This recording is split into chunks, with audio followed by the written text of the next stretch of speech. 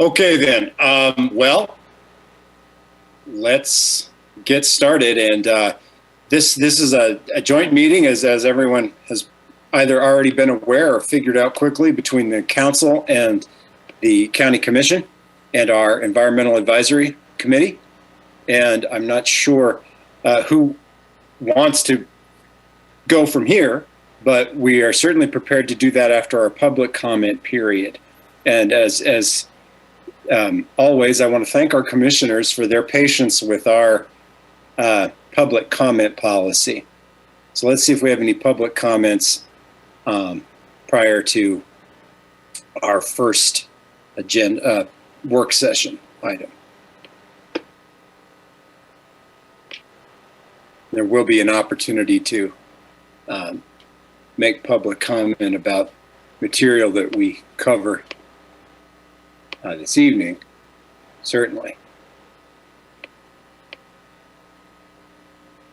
I'm not seeing any. City clerk, have you had any? Okay. All right then. Thank you for your patience as we go through that portion of our every meeting that we do. All right. So who would like to get started?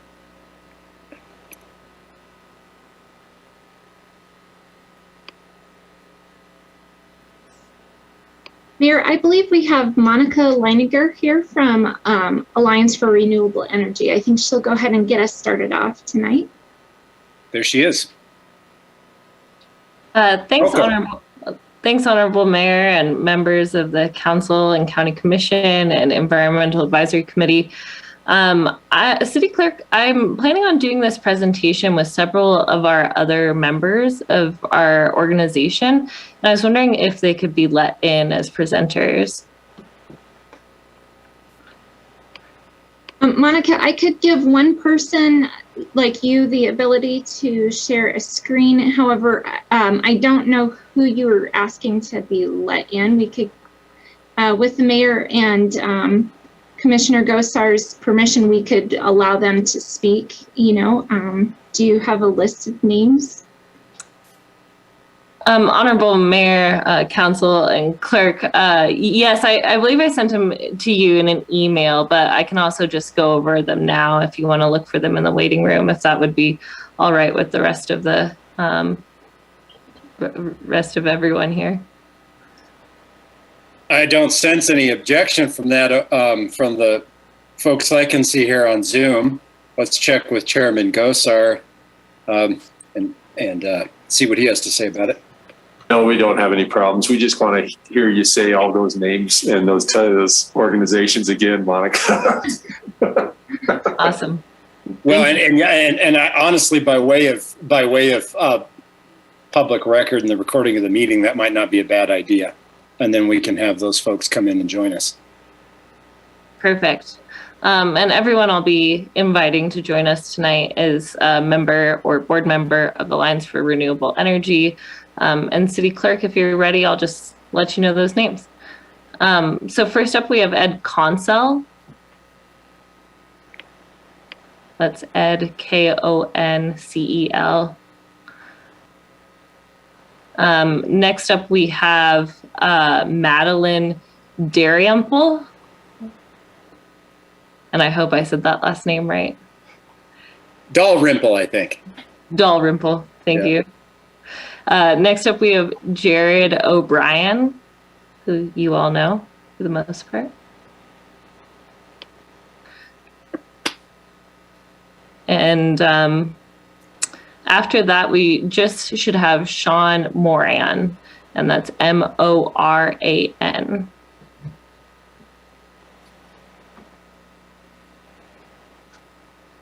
Thanks for sticking with us. And is it okay if I go ahead and share our presentation?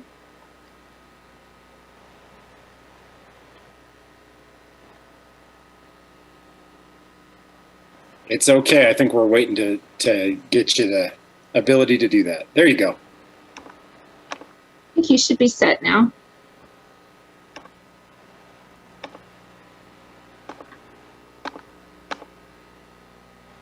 right, can everyone see that okay? Great. Well, I'm going to go ahead and hand things off to our Alliance for Renewable Energy Vice President, Ed Consell. And Ed, just go ahead and tell me when to change the slides. I would be happy to do that. Can you hear me? Yep, we can hear you. Okay. Thank you, Monica. And this was kind of a strange beginning. I've never joined a Zoom that quite went the way this one has so far. I'm Ed Consell, and Honorable Mayor, members of the City Council, we're here tonight to thank you, along with other members of ARE. So if you'd leave that slide up for a moment or two, Monica, I'll catch up with you. I'm the Vice President of ARE. We're the Alliance for Renewable Energy in Laramie. You've heard from us before. We're a Laramie-based citizens organization committed to decreasing community carbon emissions. And we're trying to do this by promoting renewable energy and energy efficiency. And tonight, we've come here not only to thank the City Council, but the City Manager's Office, Janine Jordan and her staff, and the current and past members of the Environmental Advisory Committee. And we're here to thank all of you for your work on promoting carbon neutrality for Laramie. By now, you should have gotten a virtual postcard sent to your email. We had designed this, and they were signed online by community members. And we've also dropped off about 150 printed postcards that were signed thanking City Council. Due to Laramie winds, we'd have had more, but some of them blew away from Farmers Market, and we're not quite sure where they ended up. So you may still find a few of those floating around town. All of these cards were thanking you for committing to carbon neutrality, for investing in renewable energy and energy efficiency, and for fostering strong community-based relationships. Next slide, please. Our presenters and a growing number of Laramie's community thank you for committing to carbon neutrality. Your unanimous resolution to be carbon neutral by 2050 and taking action to provide funds for renewable energy and energy efficiency projects have given us a strong start in that direction. Next slide, please. We also thank you for investing in renewable energy projects. And this was not only with city funds, but for applying for 3 Blue Sky grants from Rocky Mountain Power. 2 of those have already been awarded, and the solar installations that they supported have been completed. ARE has supported each of these grant applications: the Recreation Center, the Ice and Event Center, and now the new one for Fire Station number 3 in West Laramie. And we want you all to know that we're eager to support more Blue Sky grant applications in the future. Next slide, please.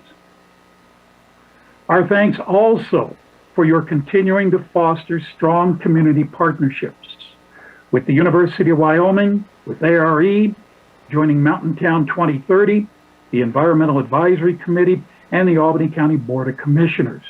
And we're hoping that these partnerships grow stronger in the future. Next slide, please. In 2019, Laramie City Council asked the EAC to develop a carbon neutral proposal. The time frame, less than 2 months. What followed were a series of intense, thoughtful subcommittee meetings. This is a photo of the evening that Alec Muthig presented the EAC subcommittee recommendations to City Council. Next slide, please. March 3rd, 2020. Yes, March 3rd, 2020. It's one of my favorite City Council meetings. This was the evening that Laramie City Council unanimously passed the carbon neutral resolution. Attendance supporting the resolution that night was so large that an overflow room had to be opened downstairs. This support has grown since then. This was one of the early showcases of how important this is to the Laramie community, and we've never stopped moving forward, as you'll see tonight. At this point, I'd like to thank you all for your attention and turn the presentation over to Madeline Dalrymple to see how we got here with Laramie's roadmap.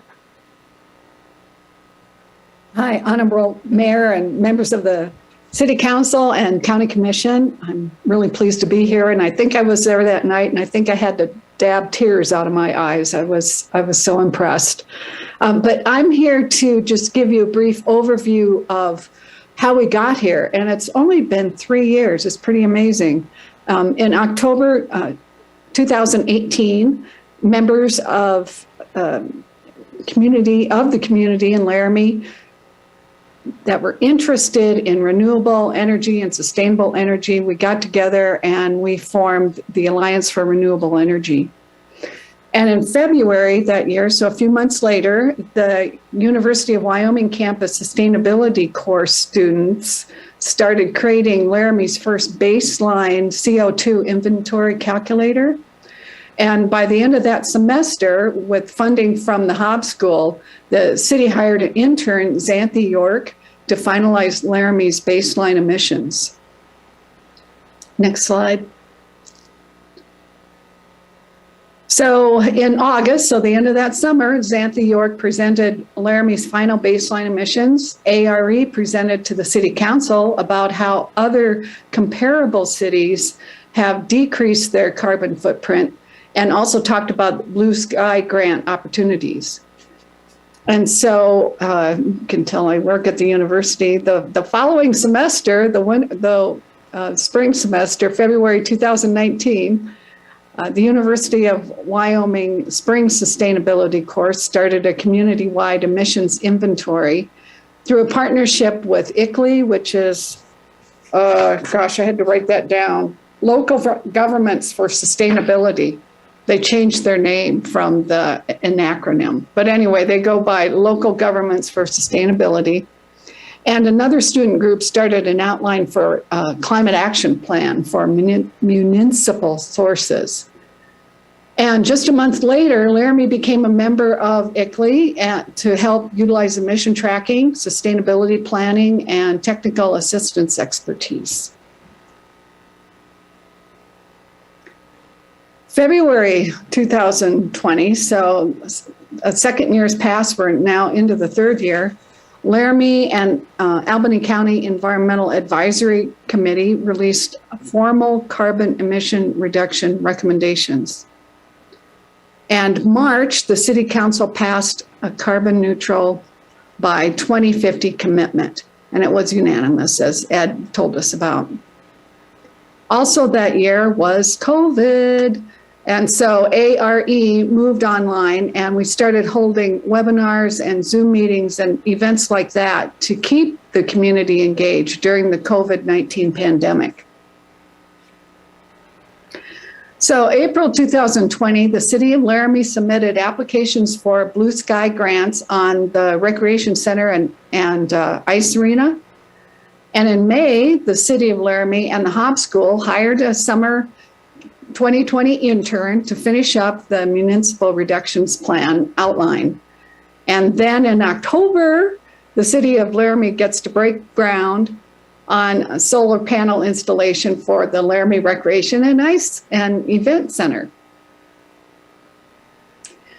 So here we are this year, and for the third year in a row, ARE teams up with the Hobbs School at the University of Wyoming and the school's spring sustainability course to evaluate local incentives for solar and explore UW and city joint partnership on climate action.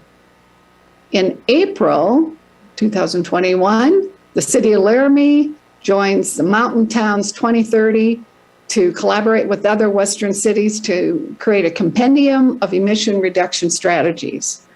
And in May 2021, with funding from the Hobbs School, the city hires Zachary Eisler to help with the Mountain Town 2030 and updating the emissions inventory. So we've been kind of busy, haven't we? So May 2021, ARE connects with residents at the farmers market to promote opportunities for renewable energy and gather notes of gratitude for the city council's investments and work. And I did that. It was very easy. People really wanted to thank you all for this. It was one of the easiest asks I've ever made. August 2021, ARE files a letter of support for the Laramie Blue Sky application for solar and an EV charger at Laramie Fire Station number 3. And here we are, September 2021.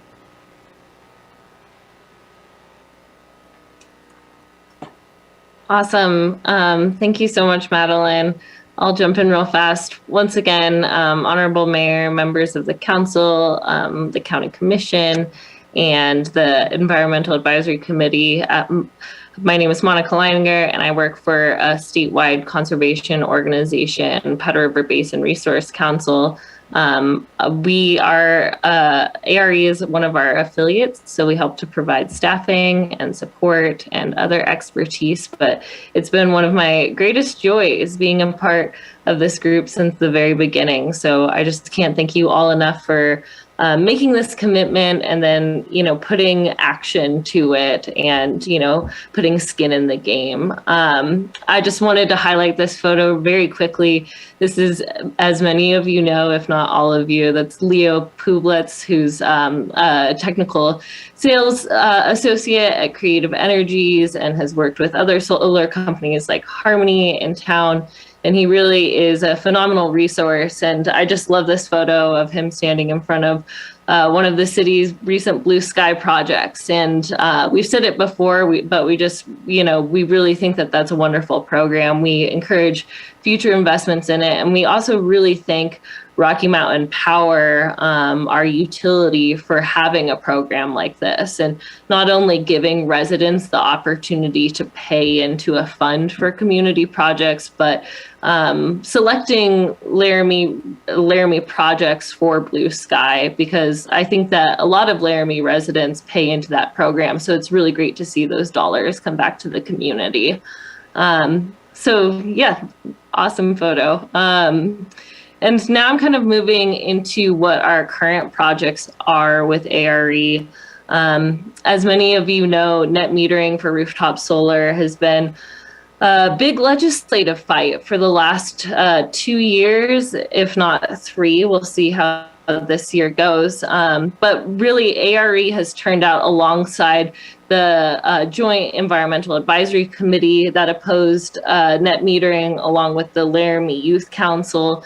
And it's been really great to see the statewide support for net metering and allowing municipalities and citizens to generate their own electricity and see that money come back to them. So we just wanted to highlight that that's something that we continue to do and to continue to work on.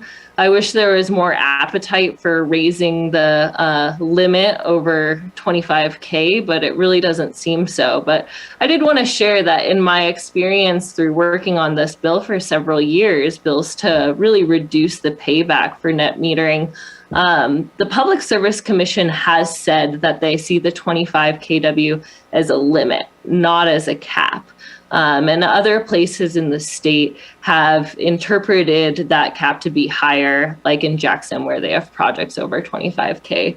So I'd say if we really do want to get bigger installations for our municipal buildings and produce more energy and have greater savings for people in the community and see that money come back to them, I think it really will involve more conversations with our utility and talking about how they're going to help us meet our goal of carbon neutrality by 2020. So from here, I'm going to turn it over to someone you all know, Jared O'Brien. Sweet. Thank you, Monica. And Honorable Mayor and members of City Council, EAC, Albany County Commissioners, thank you as well. As you know, my name is Jared O'Brien. I'm actually a student at University of Wyoming, majoring in mathematics, and also acting part-time assistant organizer for ARE. And I will be speaking on behalf of ARE regarding our current projects as we move forward on our goals. So first, we have the formation of the Laramie Joint Climate Action Planning Task Force.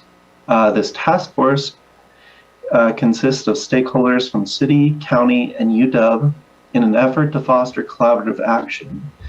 The two main goals here are emissions tracking and reduction on the community-wide scale, and reinvigorating the University of Wyoming's climate action plan and commitment in ways that align with the City of Laramie and/or Albany County plan. Through this collaborative venture, we hope to facilitate a lasting holistic coalition structure that identifies key joint projects and strategies affiliated with the aforementioned goals. Once the task force has identified these projects and strategies, we'll begin outreach for its subjective working groups and begin delegating tasks. Then we plan on culminating our findings in a sustainability summit event, ideally hosted by the task force, UW students, at the Shepherd Symposium on Social Justice in April 2022. Next slide, please. So in addition to all of this, ARE has also been working hard on furthering solar incentivization for our community. With the help from our contact at Solar Forward, we hope to tackle the bottom-up portion of the Solarize process in conjunction with the city's top-down portion through SoSmart. We'll have more on this as things develop. In addition to fostering collaborative action, ARE helps provide educational opportunities about renewable energy to our citizens. This summer, as Madeline mentioned, ARE held several tabling events at the Laramie Farmers Market, where we interact with members of the public by having them sign our thank you cards, answering questions about renewable energy opportunities, and providing resources to people interested in going solar. Moreover, as mentioned by Madeline again, ARE often connects with the Help Schools Spring Sustainability course to not only collaborate on projects, but also provide students with professional opportunities. Just from my Spring 2021 class alone, we have Zach Eisler assisting with the Mountain Towns 2030 emission inventory updates and the Solarize incentivization pamphlet that was distributed. Then we have Finnegan Jackson serving as our student representative on the board of directors, and then myself, as I said, part-time assistant organizer for ARE. So in addition to fostering collaborative action across all these projects throughout the timeline, ARE also helps provide students with agency and professional opportunities. And it's a very, very nice opportunity to be part of. So from here, I'll pass it on to Sean Moran. Thank you. Hello, Honorable Mayor and members of the Council, Albany County Commissioners, and EAC.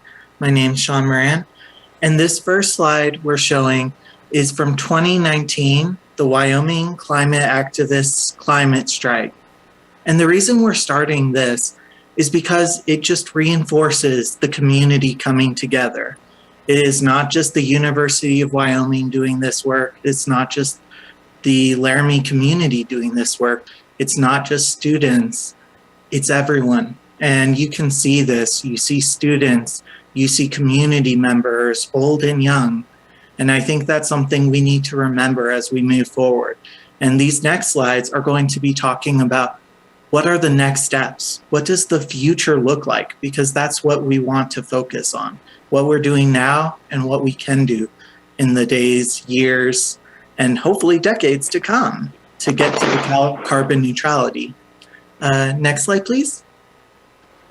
So on the horizon, as Jared had mentioned, the Joint Task Force is going to bring key strategies that we need for the Shepherd Symposium Social Justice Climate Summit in April 2022. So we really want everyone to be part of this, to check into this information and learn. Hopefully we can also continue a lot of these collaborations and partnerships. In addition, we are having the Laramie Solar Tour on October 2nd at 10 a.m. And so we'll get to experience the solar energy panels that are already in the Laramie community, in businesses, at residences. And one of the important things is this is also a national solar tour, and we're a part of that, just like the Mountains 2030. It's something we want to really encourage. And then the next slide is what we want to do together. So, of course, we want to bring the city, the university, and the county together. And so we're continuing to work through that. We're continuing to look into comprehensive climate action plans for Laramie and how do we reach these goals, and how can we maybe be a model for other communities around Wyoming? Because we know we're not in this alone. We all have something to give, and hopefully we can also be supportive to others within our Wyoming community. And then once again, thank you so much for becoming a part of Soul Smart, which is all about removing barriers, incentivizing solar installation. And we ask that ARE and other partners in this mission can work together to help this community gain bronze designation. So we really appreciate that. And at this time, I would like to encourage everyone to come off mute and give a thank you. Thank you, everyone. Thank you. We hope to do that in unison. Sorry. Thank you for all your hard work. And at this point, we'd be happy to take any questions you might have. Questions? Councilmember O'Doherty. You know, I always have questions. I assume that the county would be welcome. I know our commissioners are stretched pretty thin, but I assume that they would be welcome at an intergovernmental task force. Honorable Mayor, Councilor O'Doherty, that's correct. The county commission has been invited to the task force, and it sounds like they'll be there.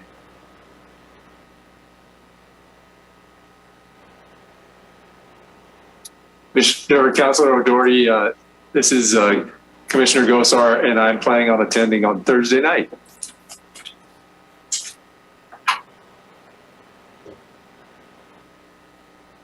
Great. Other questions? Mr. Mayor, can I? Yeah. Oh, yeah. Of course. So I'm really grateful to ARE for bringing to our attention that we could apply for those Blue Sky grants, because before you all came to talk to us, I was under the assumption that it was for nonprofits because of what Commissioner Gosar's group had done and other things I'd seen. So I thought it was only for like nonprofit organizations.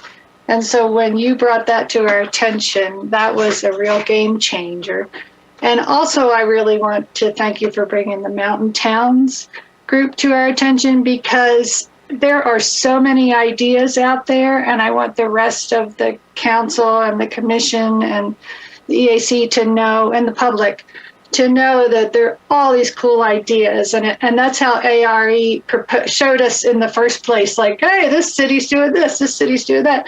And so by putting our heads together, and it's a really good process that we'll be telling everybody, here's, our ideas, and we can learn from other people's ideas. And I think it's really going to help catapult us forward. Thank you. Thank you for all your work, ARE and EAC. Thanks. It's best for these kinds of policies to be able to demonstrate that community buy-in and advocacy, from my perspective as a member of the council, than it is to simply say, oh, the council's heard this, so we're going to do this now. It's really critical to have that continuous community buy-in, communication, and support for these kinds of projects. And although that can be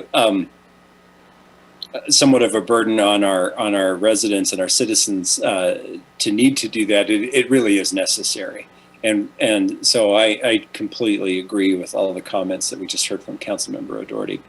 That's the type of continued commitment that allows us to keep these moving forward. these types of initiatives. Council Member Harrington.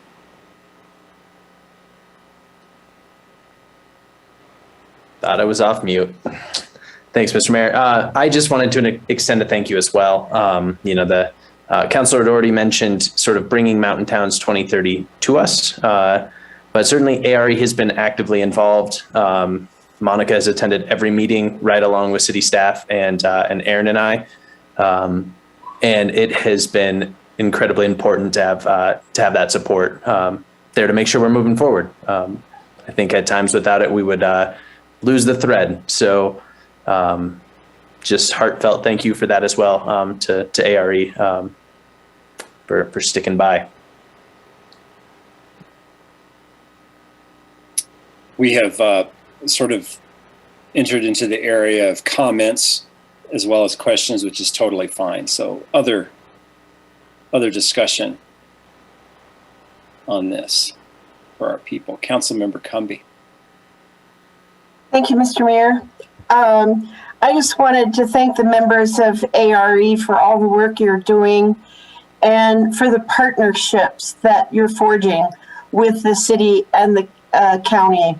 It really makes a difference, and it just gets me fired up even more for you all to come in collaboration and in partnership, and that you saw a problem. You suggested solutions. We all work together, and I look forward to working with you all in the future. Thank you again very much. Absolutely. I'm going to check with Chair Carano from our Environmental Advisory Committee and offer her an opportunity to make any other comments or anything along those lines. If you want to, you don't have to. It just seems appropriate. Well, I think I'll echo the previous comments and thank you all. EAC has tremendously benefited. And Monica, I remember sitting down with you at Turtle Rock a few years ago and thinking about, the first steps in getting this forward and, okay, you need to present to EAC, we need the ask, and then things can happen. And so it's so exciting to see everything that's happened. And maybe just a quick question. I think, Sean, you brought up Soul Smart, and that's not something that I've heard of before. Can you just 1 minute on what that is? Do you want to take that, Monica, or should I? I'll actually give the mic to Jared, who I think has done the most research on Soul Smart, and we didn't know the city was joining until we saw it on your council agenda last week.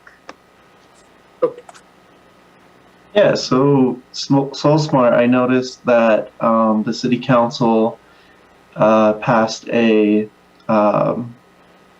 what is it called? Passed the motion to be part of Soul Smart and getting a designation from them. And to create like a good metaphor, Soul Smart is kind of like the solar aspect of HE Stars. It's not a part of HE Stars. It's just kind of like that. You get accreditations for how much installations you have, and you get a designation of gold, silver, or bronze. And it's a great way to kind of advertise your city as being solar forward, I suppose, and getting with the solarized process going forward. I hope that kind of answers what you're asking. Okay, cool.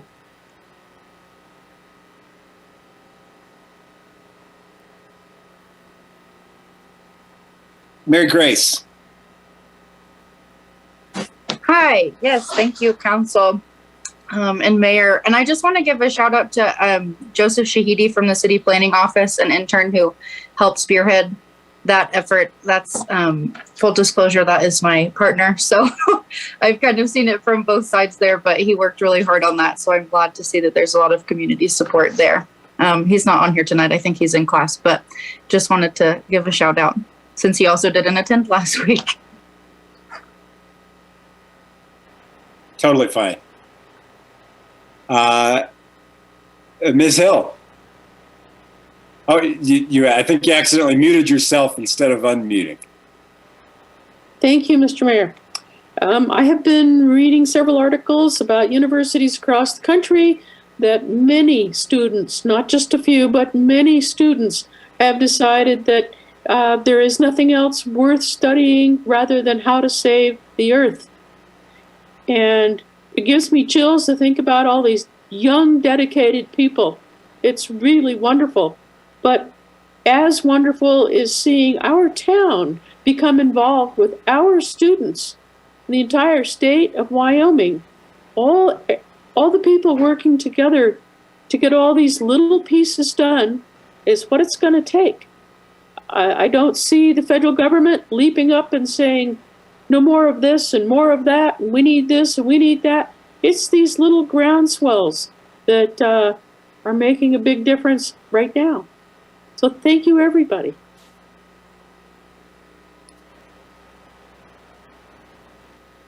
Absolutely. Something that occurs to me that's worth mentioning, there's two things. First is that it's good to refer back to the resolution setting out the policy goals around this item, because it's a broad resolution. All the stakeholders here, in my opinion, tasked all the stakeholders here with doing everything possible to foster a community-wide, a complete, holistic, community-wide effort involving the city, the county, the University of Wyoming, and also encouraging the development of policies that would help our residents who support this to move towards the direction of renewable energy in every way that we possibly could. And it's a fairly broad-based policy resolution, and so that can be helpful. With respect to the last comment and the involvement of the University of Wyoming and the students, one thing that we struggle with in Wyoming often is this idea of creating opportunities for people to stay here because our economy sometimes seems somewhat limited. I think part of this effort also helps to create opportunities to do just that in a way that people are passionate about and in a way that people would like to direct their careers towards. So there's also that hope that this channels some energy and effort towards that end as well.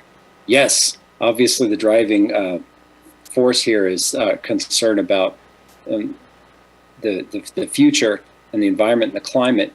But in doing that, the hope is that it also creates those opportunities for innovation and future, entrepreneurship. And so there's a piece of it that's in the economic development realm too, I believe. And I think that's a very positive thing that coincides with this, that should be mentioned.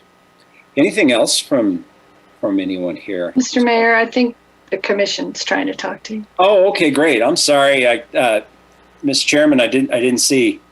I was too busy pontificating on how great everything is. Go ahead, Chairman. Go, sir.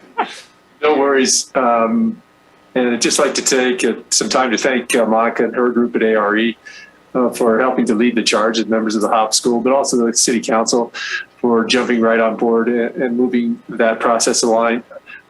I do have a couple of technical nerd out questions, so I'm sorry. But do you guys have a list of best practices, streamlining processes that allow and advocate for the movement of individuals to wholesale solar,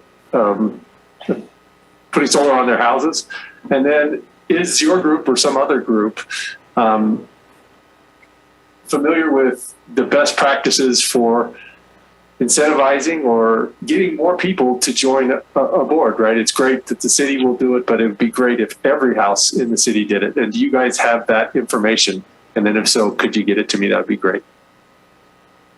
Sure. I'll start off here, but maybe then I'll pass things to our VP Ed.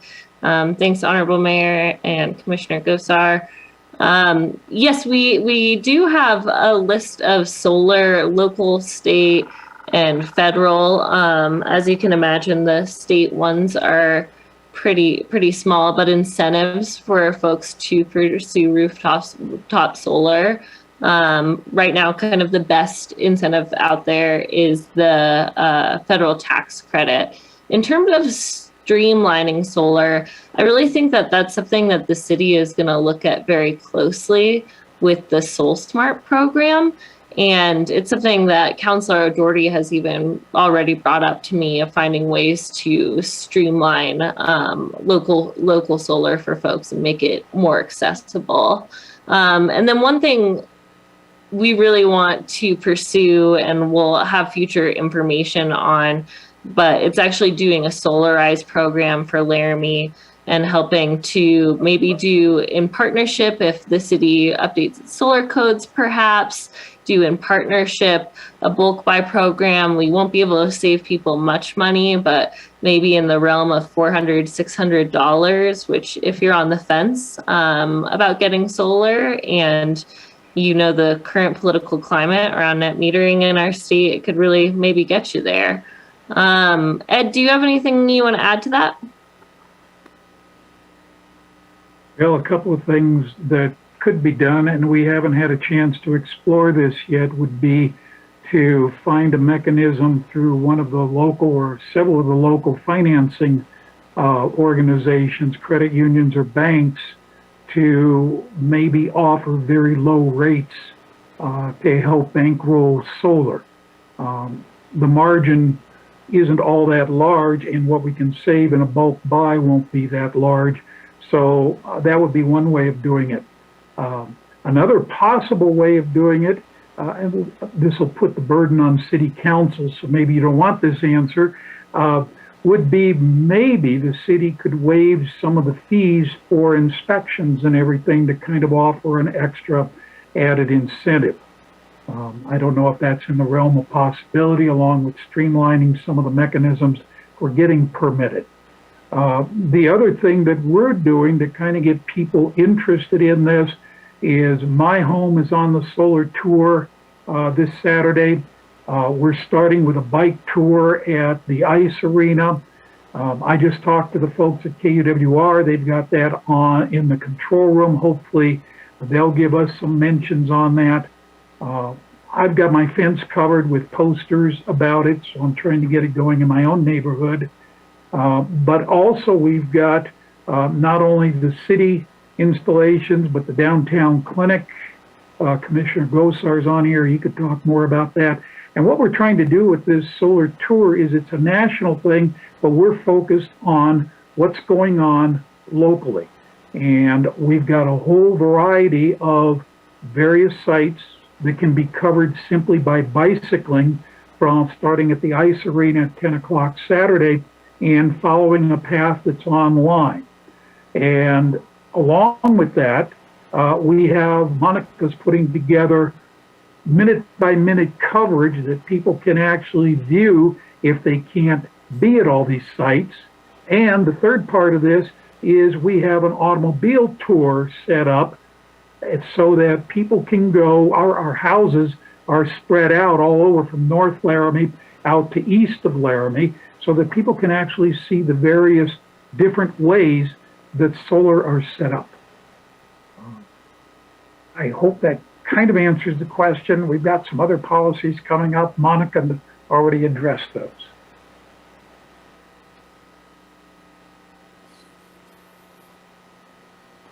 Thank you all. Appreciate it. Any other questions or follow-up? Ms. Jacobak, please. Thank you, Honorable Mayor, councilors and commissioners, and everybody from ARE. Thank you so much for, all of your continued and tireless work. I have a question about small businesses. And so I guess from my understanding, it seems like most of the focus has been on individuals and households, or the municipality, but not necessarily small businesses. So I guess first is if that's a correct assumption or a correct read, then all of these other questions apply. But if that's not correct, then we can stop there. But so what role would you see small businesses playing in reducing carbon emissions by way of renewable energy, and what would need to change so that they could actually plug in that way? Thanks, Mayor and Committee Member Jacob Hack. For small businesses, we've done a little bit of education and outreach aimed at small businesses. One thing that Laramie has access to that not all communities do is the REAP program, REAP, and that's a federal grant program that provides grants and loans to small businesses in rural areas for renewable energy or energy efficiency updates. So that's something really cool that we can take advantage of here in Laramie because we have a small enough population as a city to qualify as rural. Not all places do. So we've done some education and outreach on that front. And I think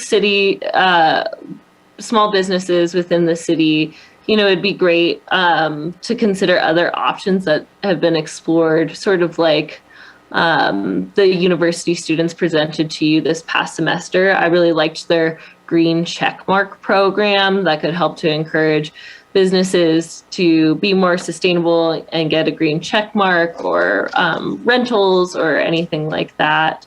But yeah, I think that there's incentives out there for small businesses, and if you have any ideas, we'd love to work with you in promoting that to small businesses.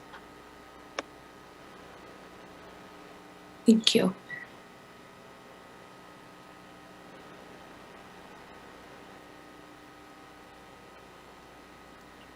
Okay, I'm going to go to Councilmember Schmeckel, and then I'll go to Committee Member Consul.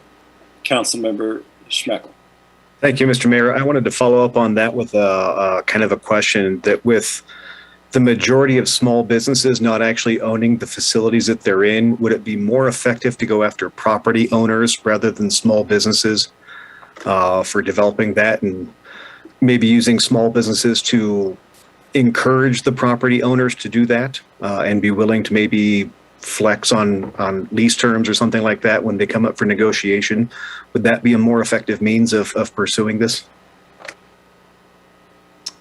I saw Ed had his hand raised, so I don't want to field all the questions. Ed, did you want to jump in on that one?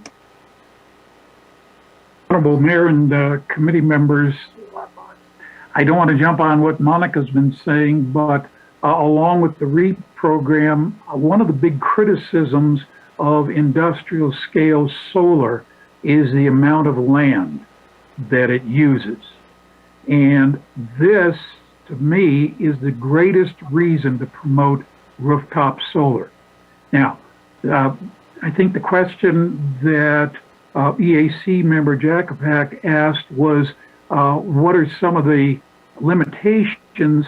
And this is a legislative issue, and we've been pushing, we've been fighting, we've been talking, we've done just about everything, and we can't get them to move off dead center. And the three things that would really help is raising the limit. It's 25 kilowatts right now for everything. Other states have 2 megawatt, 5 megawatt limits for rooftop solar on big stores. Stores like Target, Walmart, elsewhere in the country have large solar arrays on their roofs. This saves agricultural land right off the bat. The other thing, to get renters involved, and the question about not owning the land, is to start developing community-owned solar and virtual solar net metering. With those steps, but they've got to go through the legislature. And this is what we've been working on building, is an awareness of this through ARE, through our webinars and everything, is hopefully over time, we'll start getting enough people to get to their legislators to get some changes, because without those changes, it's going to be hard to get small businesses involved in this. Again, the property issue and the size issue. It is not cost effective for a Walmart or a Target or other big businesses to put on 25 kilowatts. It just doesn't contribute. In fact, I remember talking to someone about the ice arena, and the 25 kilowatts is a start, but it would be much better if it were 2,500 kilowatts, which would really handle a lot of the heavy electrical usage out there. Monica, I'll turn it back to you if you wanted to add to that. I think that's a great answer.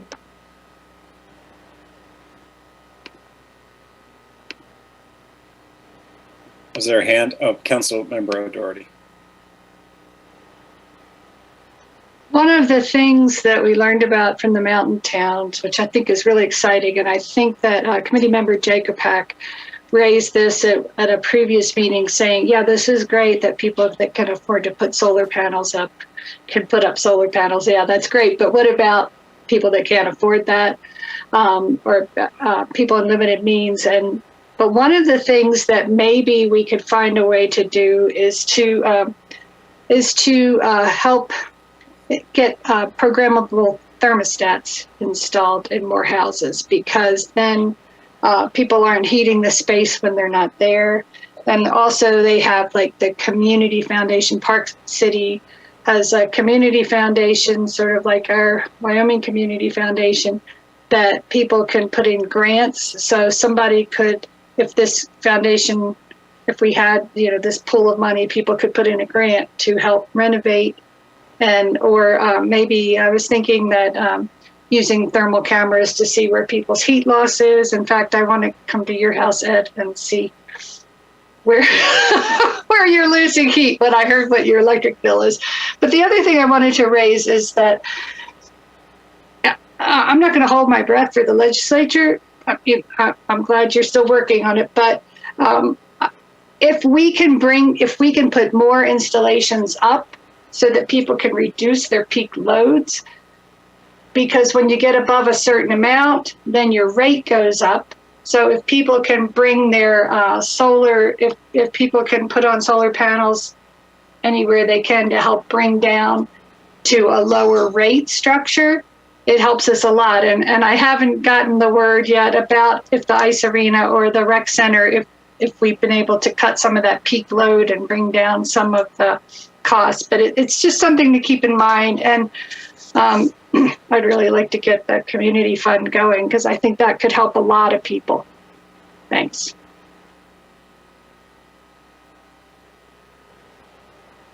Yeah, I'll jump in real fast. Yeah, thank you, Councilor O'Doherty. I'm also really excited about some of the ideas that we've learned about from Mountain Towns 2030. And if the city did want to go in the way of making a climate fund or wanting to establish something like that, I'm sure ARE would be amenable to having conversations about how we could help with something like that.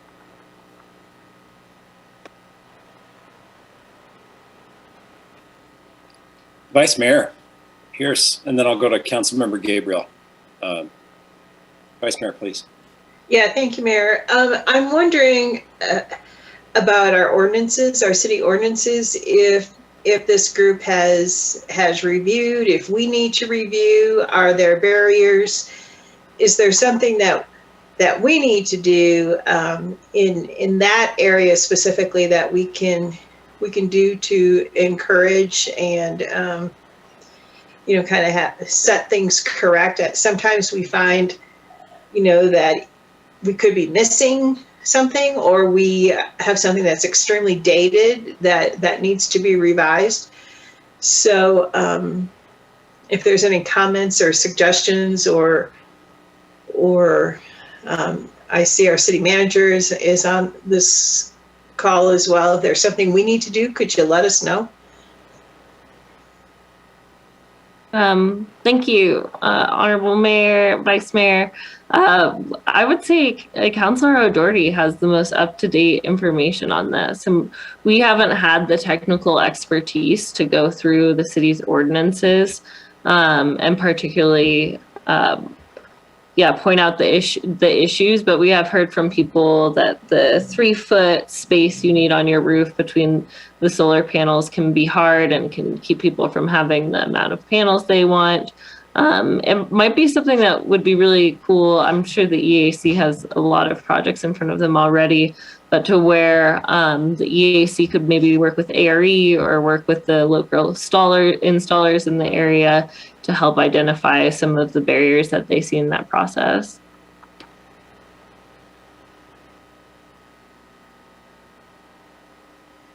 Thank you.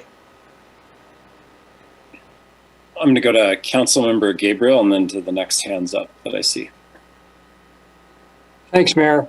Had an opportunity over a year ago to have a little tour with Ed, and I was really impressed with his system.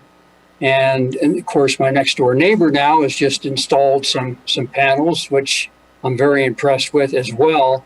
And then to tag on to what the Vice Mayor was saying, Ed, I was just curious, you know, back then you talked about some of the little frustration in getting the permitting done with the contractors that you were working with. Have you seen any kind of improvement in that process? Honorable Mayor and Councilman Gabriel, some of those problems that I experienced were caused by the electrician. In Laramie, one of the problems we have right now is there's so much construction going on, it's hard to get an electrician. So Harmony Solar had worked with an electrician from Cheyenne, and he had let his license lapse the month before he was asked to come over and do my system. So I can't really blame anybody except that things did not, and I was asked to go down to City Hall and work on it, and I refused to do that because I thought that Steve and the members of Harmony, along with the electrician, should handle it rather than have people appear to be coming at the people down in City Hall from various directions. So they worked that out, and my system was approved before 2019 ended, which that qualified me for the then 30% tax credit. And again, I invite anybody to come by if you want to see the system. It's on the tour this Saturday. You're welcome to come by, talk to me about it. Please mask if you do. I'm kind of cranky about people coming up not being masked, but I'm willing to discuss it, show you the system, and one of these days I'm going to get Pat to install one. Councilmember Gabriel, do you have any follow-up about that? All right. I've got hands popping up, but unless anyone objects, I'm going to go in order of when I've seen them. And just note that we have a little more time for our work session here on this topic, but we also have another work session topic coming up. So I'm going to go to Mary Grace. And Mary Grace, I'm not insisting on using your first name. I'm not familiar with your last name yet, and that's the only screen name you have. So over to you. Thank you, Mayor. My last name is Bedwell, but first name is also just fine for me. I just wanted to circle back to the question about review of city ordinances. For my understanding, that is included in part of the partnership with SoulSmart. So I'm, as folks know, on EAC, I'm happy to take on projects, but that is hopefully one less that we will have in front of us. So just wanted to circle back on that. Thank you. Thank you very much, Committee Member Bedwell. And I see that Councilor Doherty has dropped her hand, so I think she probably wanted to make a comment along those lines. I want to review something just real quickly for the group. And I know I brought this up earlier, and I'm not trying to be redundant, but if you look back at the resolution from March 3rd, 2020, which I think may have been one of the very last City Council meetings that we had in person, I shudder to think and say. It seems like 9 million years ago. But if you look at some of the steps that were outlined and that our staff helped us to develop in creating that as it went through EAC and the City Council, there were near-term activities for the biennium of 2021-22.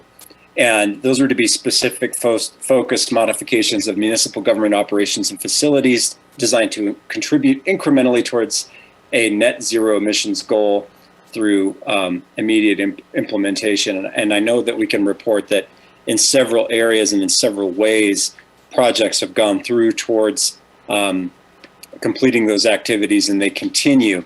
Midterm activities for fiscal years 22 and 23 were along the lines of data collection analysis and planning to move beyond municipal operations and toward a community-wide emissions inventory and reduction strategy, establishment of community-wide reduction goals as a matter of public policy, implementation of community outreach, education, and training, and securing financial resources for expansion beyond municipal operations and into community-wide net zero efforts. And I would say that a review of existing areas of code that might, through oversight or the fact that they may be somewhat dated, is part of that process. So looking at ways that we can help facilitate those residential installations, I think, fits well within that goal of the resolution and the city's wider adopted policy goals.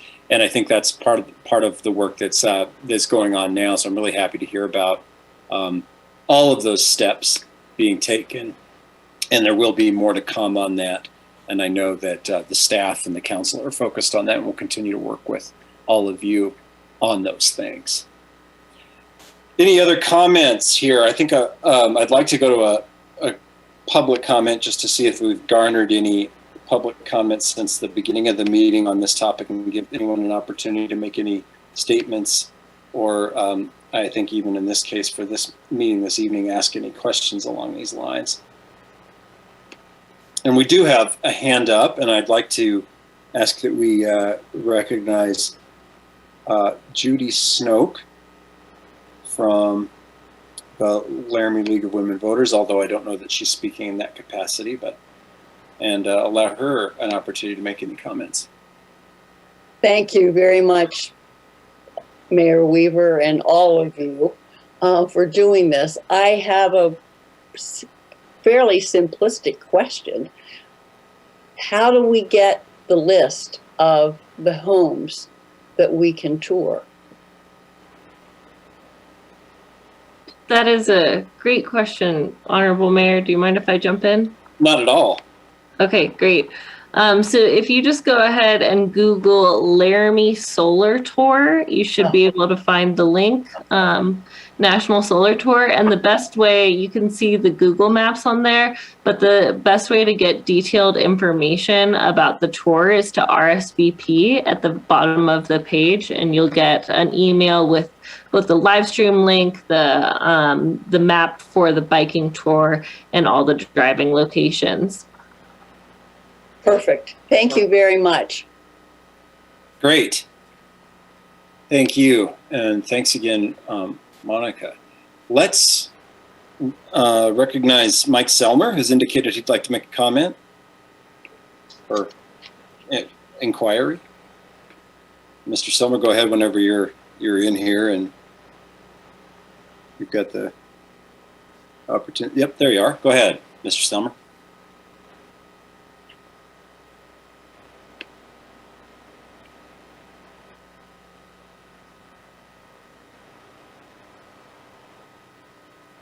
Mike, are you there? We can't hear you if you're... Excuse me. There you are. I had to clear my throat. Oh, sir, I just wanted to say very quickly that I appreciate all the work that the City Council has been doing in cooperation with the Alliance for Renewable Energy.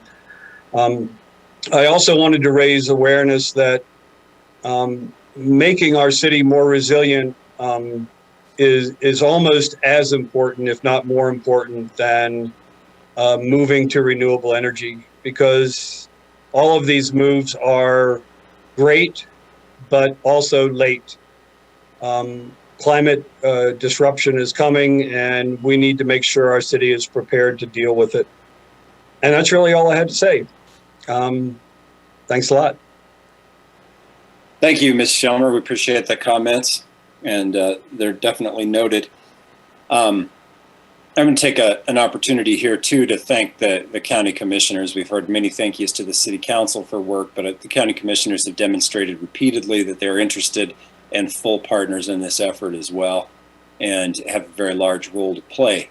And we appreciate that, as well as I know all of our shared constituents within the city of Laramie do, and people elsewhere. And they have time and again made efforts and policy choices in that direction, which certainly have been noticed and are greatly appreciated. And it's just such a huge and important part of this process as well.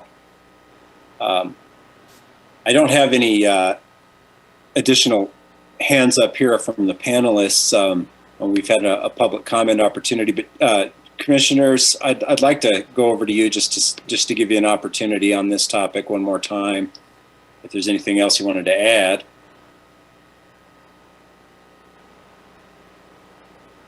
Thanks, Mr. Mayor. And Commissioner Richardson, do you have anything?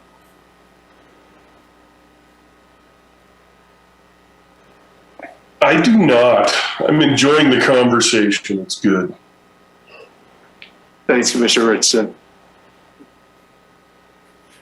We don't have anything. We're really excited, and hopefully we'll be racing the city and moving down the path of sustainability, and hopefully we'll get into some friendly rivalry here, because I think it really does matter to all of us, and we don't forget that all the city folks are members of the county, and that is a constituency that is important for us to make sure we pay attention to.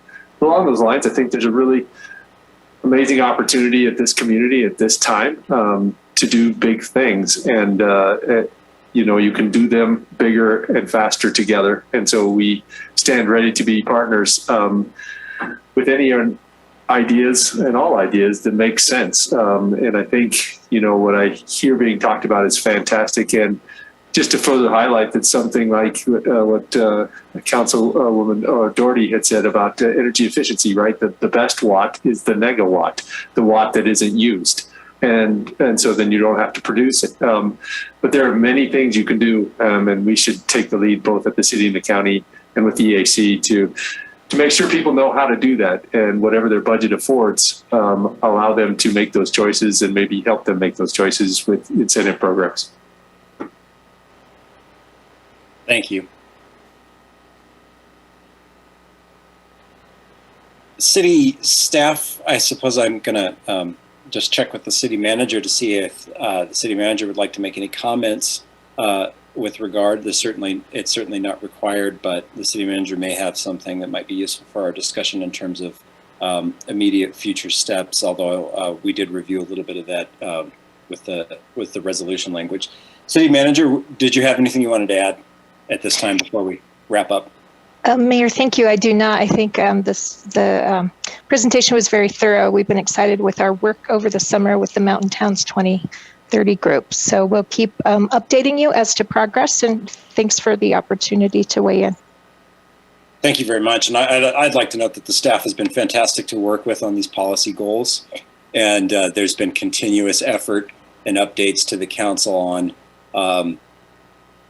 all of the points that we're concerned with and that we've touched on, and they continue to really make that an important part of their daily work and their effort.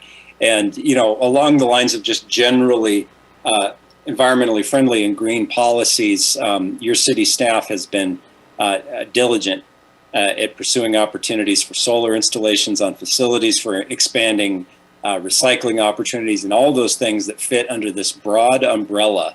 They have been working hard to do, and they've been working with the council and also taking initiative independently.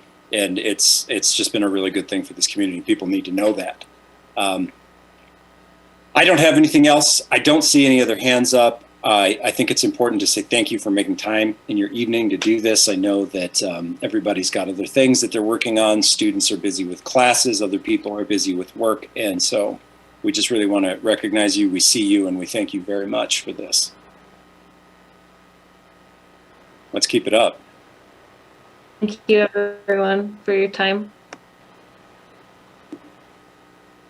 I think at this point in time, we are prepared to end the work session on that topic and move on to the next portion of the meeting, everyone. And we have a general public comment period that we'll recognize and see if there's anything else we want to cover for public comment. Check and see if we have hands up. as I navigate my way in agendas. I had to go dig up that March 2020 agenda to make sure I knew what I was talking about. Because I never do, unless I look.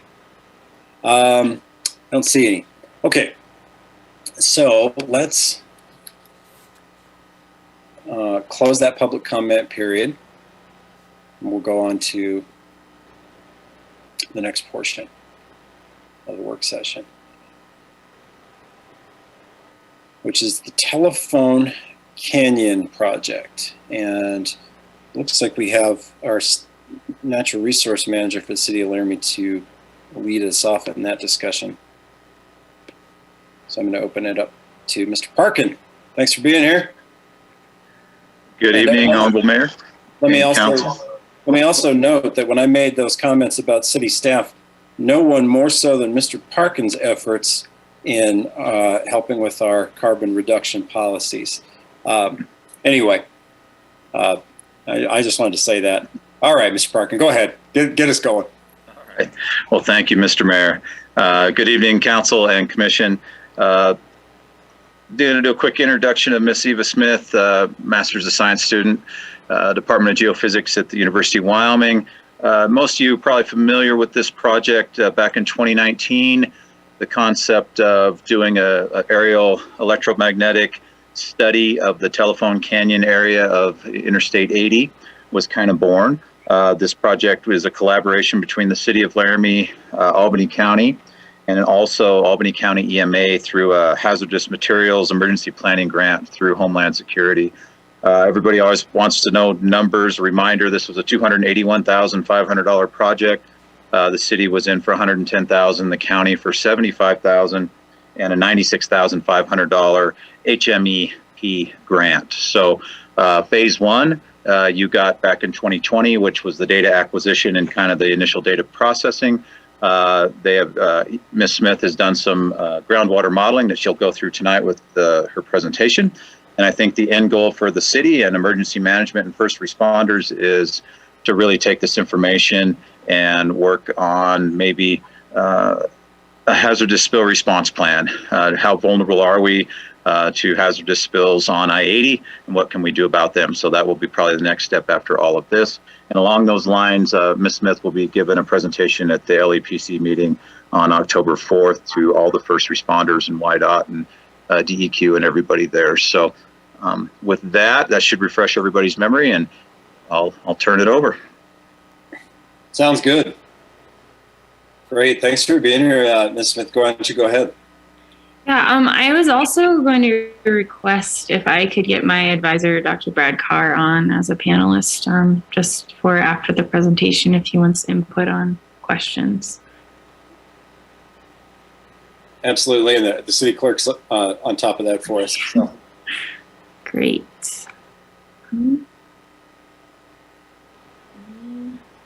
Try to share my screen.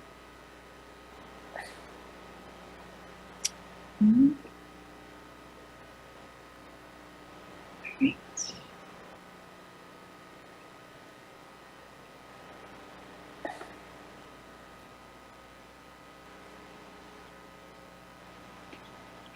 Well, thank you so much for having me, Board of Commissioners, City Council, and the EAC. I'm going to talk about my master's research. I am a master's student in the Department of Geology and Geophysics at the University of Wyoming. And as Mr. Parkin already said, this research was jointly funded by City Council and Board of Commissioners, and I have really enjoyed doing research that's directly related to the community I'm living in, so I appreciate that. This first photo on this slide should be a familiar scene coming down I-80 from the Lincoln Head towards town. On the right of the image is one of those rock cuts you drive by, and those are the rocks that I will be talking about today. So a general outline for my presentation today. First, I will go over some introduction background on our aquifer and then review the work I did in year one for those of you that did not see the presentation last year. And then I will talk about how I built the groundwater model and the results and some recommendations based on it. So first, if we focus our image or our eyes on the image on the left, this is from the Casper Aquifer Protection Plan. And in blue is the Casper Formation and Fountain Formation, and these make up the Casper Aquifer from which we draw our water. The sandstones in the Casper Formation are permeable, and these are indicated by the blue arrow, and these are interbedded by more impermeable limestones, which are indicated by the red arrow. And then the whole Casper Formation overlies the Fountain Formation, which is permeable sandstone as well. And this aquifer sits on top of the impermeable Sherman granite, circled in green, and is overlain in some parts of the airborne survey area by the Satanka Shale, which is circled in yellow. Now, this layering is complicated by a lot of structure in our area. And so on the right is a figure from a paper, Huntoon and Lundy, where they show the assumed direction of groundwater flow in our aquifer. And this is based on structural features that have been mapped at the surface. So these figures are also from the Casper Aquifer Protection Plan. In blue is the Casper Formation, and in orange is the Satanka Shale. And now this light green outline, which is a little bit hard to see, is the outline of our airborne survey. And you can see that most of our survey area covers the outcrop of the Casper Formation, but it also overlies some of the where the Satanka Shale overlies our aquifer. And if we look at the cross section down here, the generalized flow direction of the aquifer is shown, and the approximate boundaries of our airborne survey are shown in red. And so these data and the past studies on this aquifer give us really great background information, but a lot of the data is kind of sparse. And so there's quite a bit of interpolation that has been made between these data points. And so the airborne data seeks to have a denser data set to kind of elucidate some of the questions we have on groundwater flow. This image shows the flight lines of our geophysical survey in red. The east-west lines are 100 meters apart, whereas the north-south lines are 700 meters to 1.6 kilometers apart. And this survey was designed to give us a good spatial coverage of the aquifer, so we had a dense data set. And of note are the red, the yellow, and the orange labeled dots here. And these are pumping wells, monitoring wells, and springs that exist within the survey area. And these are important for later in the discussion when we're looking at the modeling results. So I'm going to quickly talk about how airborne electromagnetics works. The image on the left shows kind of a diagram of how it works. And basically a large wire loop is flown over the Earth. Current is posed through it. And then we measure the electromagnetic response of the Earth to these pulses as resistivity. And resistivity is a measure of how easily electrical current can move through a material. And so on the right, I've circled the types of rock in our survey area, and their corresponding resistivities are shown up here. We can see that these span many orders of magnitude, but the aquifers or fresh water affect these measured resistivities and cause them to be lower. And so we can kind of look at the data that we take and correspond it to, areas in our aquifer where there's more water content or more water flowing. So this is just a really quick example of one of the data sections from the airborne data. It's a good example for many reasons. First, the scale on this is the dark blues are electrically conductive areas, which might have more water or more permeability, whereas the bright pink is really resistive. so there's less water content there. And so if we focus on these red arrows over here, they're representing these low resistivity layers that are laterally extensive throughout our survey area. And these layers are innervated by this, this layer here that's more resistive. Additionally, some of those top layers outcrop as you go up the mountain. And this is indicated by the green arrow. So you can see that these layers are kind of disappearing as we summit the mountain front there. And finally, the basement rock does not uniformly rise to the surface, indicated by this black line. There's kind of a slope change there.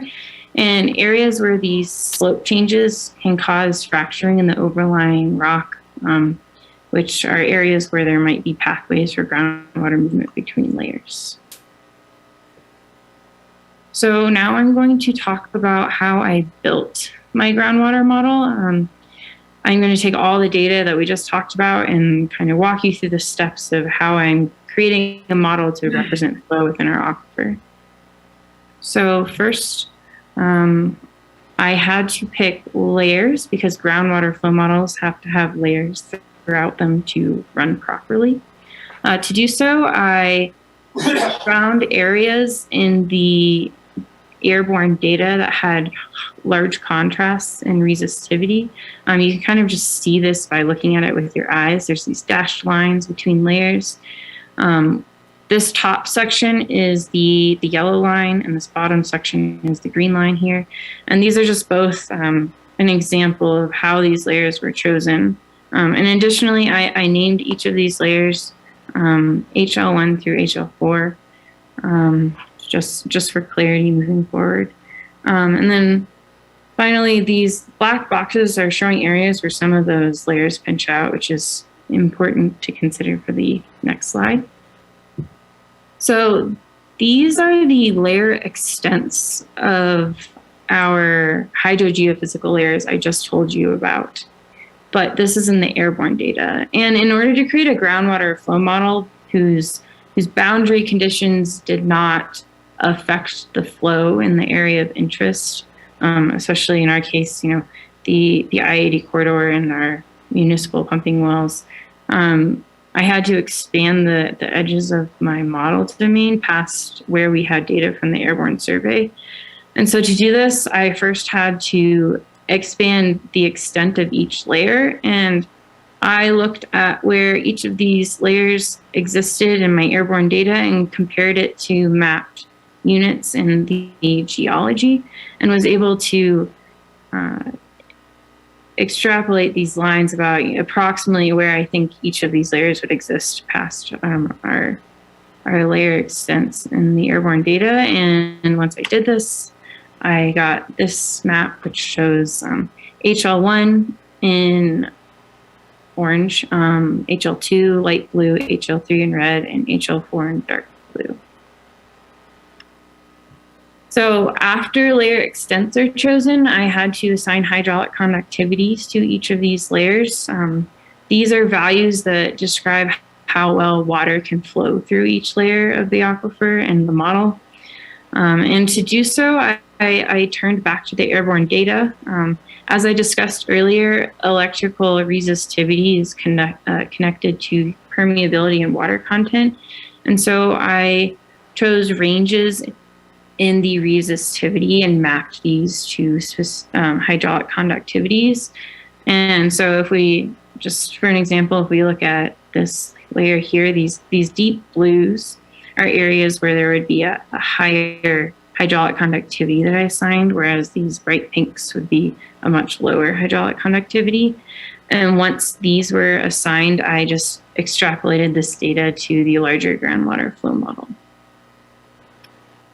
In addition to the resistivity, we had to add some structural elements in order to replicate historic water level data that we have with the model. And so to do this, I selectively chose some faults in our area that are that have been mapped at the surface by geologists at WGS, and I assigned these faults low hydraulic conductivities. This means that if water is kind of coming down the mountain and it hits these faults, it might preferentially move perpendicular to the fault rather than through it, and so it affects the direction of flow of water. And as I stated before, these faults are necessary for replicating the historic water level data we have. The last step before I run the model is to add a recharge. On the left is a graph of the actual measured depth to water data at the government gulch monitoring well. And as you can see, this data has over 20 feet of difference in depth of water depending on season, and indicates that there's a lot of recharge to the aquifer coming in late spring and early summer, largely due to that snow melt up there. And so to replicate this in the model, I found a climate model. And so if we look on the figure on the right, it's just showing the average precipitation I added to my groundwater flow model, where the bright yellows are higher amounts of precipitation added and the dark blues are lower. And so I assigned each grid cell in the model a certain amount of precipitation. This slide describes running the model. Again, I have this depth of water curve for reference. And then on the right, each of these points is about a week period in the model. And I ran my model over a year with different amounts of recharge for each week in the year.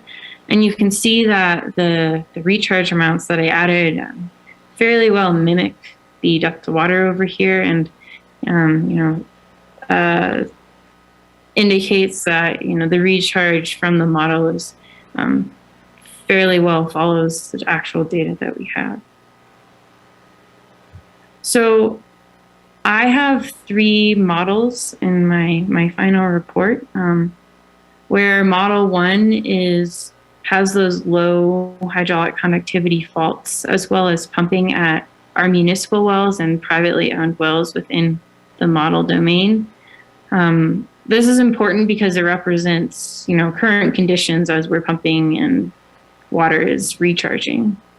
Model 2 has those faults, but no pumping at any of those wells, just to show what background conditions might be in our aquifer. And Model 3 has no faults and no pumping. And this is just to show the importance of those low hydraulic conductivity faults as barriers to flow to replicate historic data with the model I created. So this slide's a little complicated, so I'm going to slowly move through it. These are representing water levels, both historic levels that we have measured, as well as modeled water levels at those grid cells within our model at the I-80 monitoring wells. And if we focus on the graph on the left, the y-axis represents elevation of depth of water in feet, and the x-axis is time over the course of a year. And if we focus on these 3 lines up here, the black line is the actual measured depth of water data at one of the wells. And then the pink and blue lines represent 2 different models. Model 2 is pink, Model 1 is blue, which is faults and pumping is blue, and faults and no pumping is pink. And you can see that these levels fairly well follow the depth of water data we have. They're within 5 feet, which is considerably close considering that the saturated portion of our aquifer is several hundred feet thick.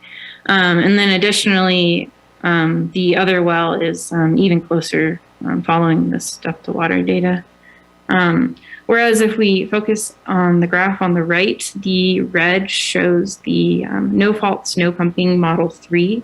And this just shows that without these faults, our hydraulic head levels are about 30 feet higher than they should be.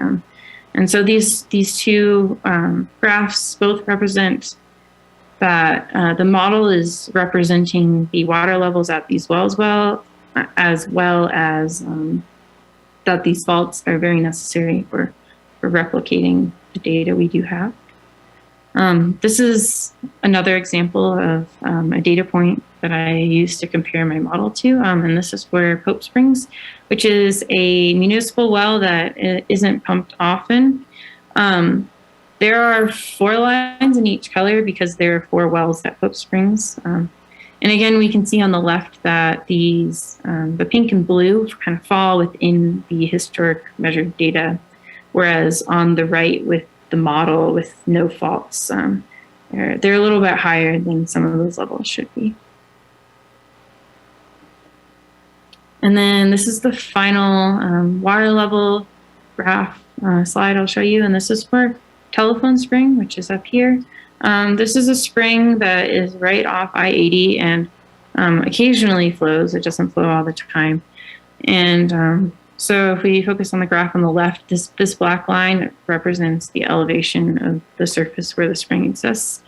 And we can see that these both model 1 and 2 occasionally in my model have hydraulic head values that exceed surface elevation, which would indicate that water would be flowing out of this spring. Whereas if we look at these red lines representing model 3 with no faults on the right, their values are 200 or so feet lower than, 100 or so feet lower than they should be. And so this again just like shows how important these faults are to our understanding in the model. This is just a contour map of the lowest hydrogeophysical layer of our model. And it just shows that, especially if you look at the circle in pink, how much effect these faults have on the contours and affecting their linearity, kind of causing it to jog to the left. So now I'm going to move on to my discussions and recommendations. On this slide, we have a particle tracking model that I ran on model 1, which is kind of current conditions with pumping. And so this was run by selecting all of the particles that ended up at Soldier Springs at current pumping rates and showing where they came from. And so this is really interesting because we can see that these particles intersect the Pope Springs, and we know this to be true because they're historically we've seen that when we pump at one of those well fields, it affects the water levels at the other. This is additionally interesting because these particle tracking does not intersect the Interstate 80 corridor, which suggests that, should a spill happen at this corridor and infiltrate the 150 so feet, it wouldn't be pulled in by Soldier Springs at current pumping rates. So this slide shows that shows particle tracking from any water released at the water table underneath the Interstate 80 corridor and where it flows in the model. This additionally shows that Soldier Springs is not pulling in this water, but it does indicate that all these black dots, which are wells that county residents rely on for their water, would be intersected or are intersected by these particle flowing, which, suggests that these are the people that are first in line for issues should a spill reach our aquifer. So finally, I will talk about some recommendations. First, we have these 2 monitoring wells along I-80, and so it's definitely a good idea to continue to monitor water quality there, especially if spills do occur on the interstate. Additionally, perhaps we can drill some additional wells to monitor that water quality, especially in the vicinity of these private wells through here. continue to limit pumping at Pope Springs. This model was run without any pumping at Pope Springs. But it's likely that if we started pumping a lot at Pope Springs, it would draw water from the interstate since it is closer to it than Soldier. And additionally, as I mentioned before, Soldier Springs at current pumping rates does not have particles that are pulled from the interstate, but if we, for some reason, needed more water and started pumping more there, it could, intersect the interstate, and then we would start pulling in that water from over there. And then finally, the particle tracking I ran is just on, where water is flowing within the model, and to really understand how contaminants that might spill on the interstate would infiltrate our system, since they have different densities and flow differently than water. Groundwater transport models probably should be run both to understand how these contaminants might flow through that unsaturated portion of the aquifer before it hits the water table, as well as how it might interact with our aquifer once it does. So, thank you. Any questions?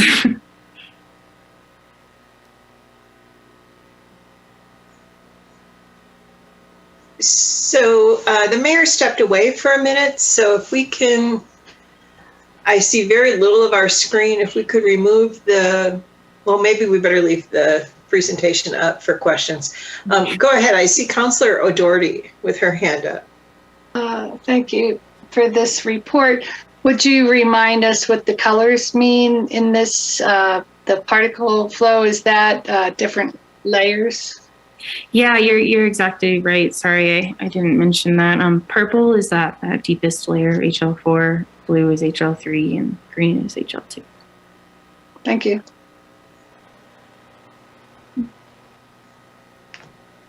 Okay, somebody else want to jump in there if they have a question? I don't see any hands on my screen, but that doesn't mean. I see that, oh, I can't see your name. I see somebody raise their hand. If I may, Madam Vice Mayor.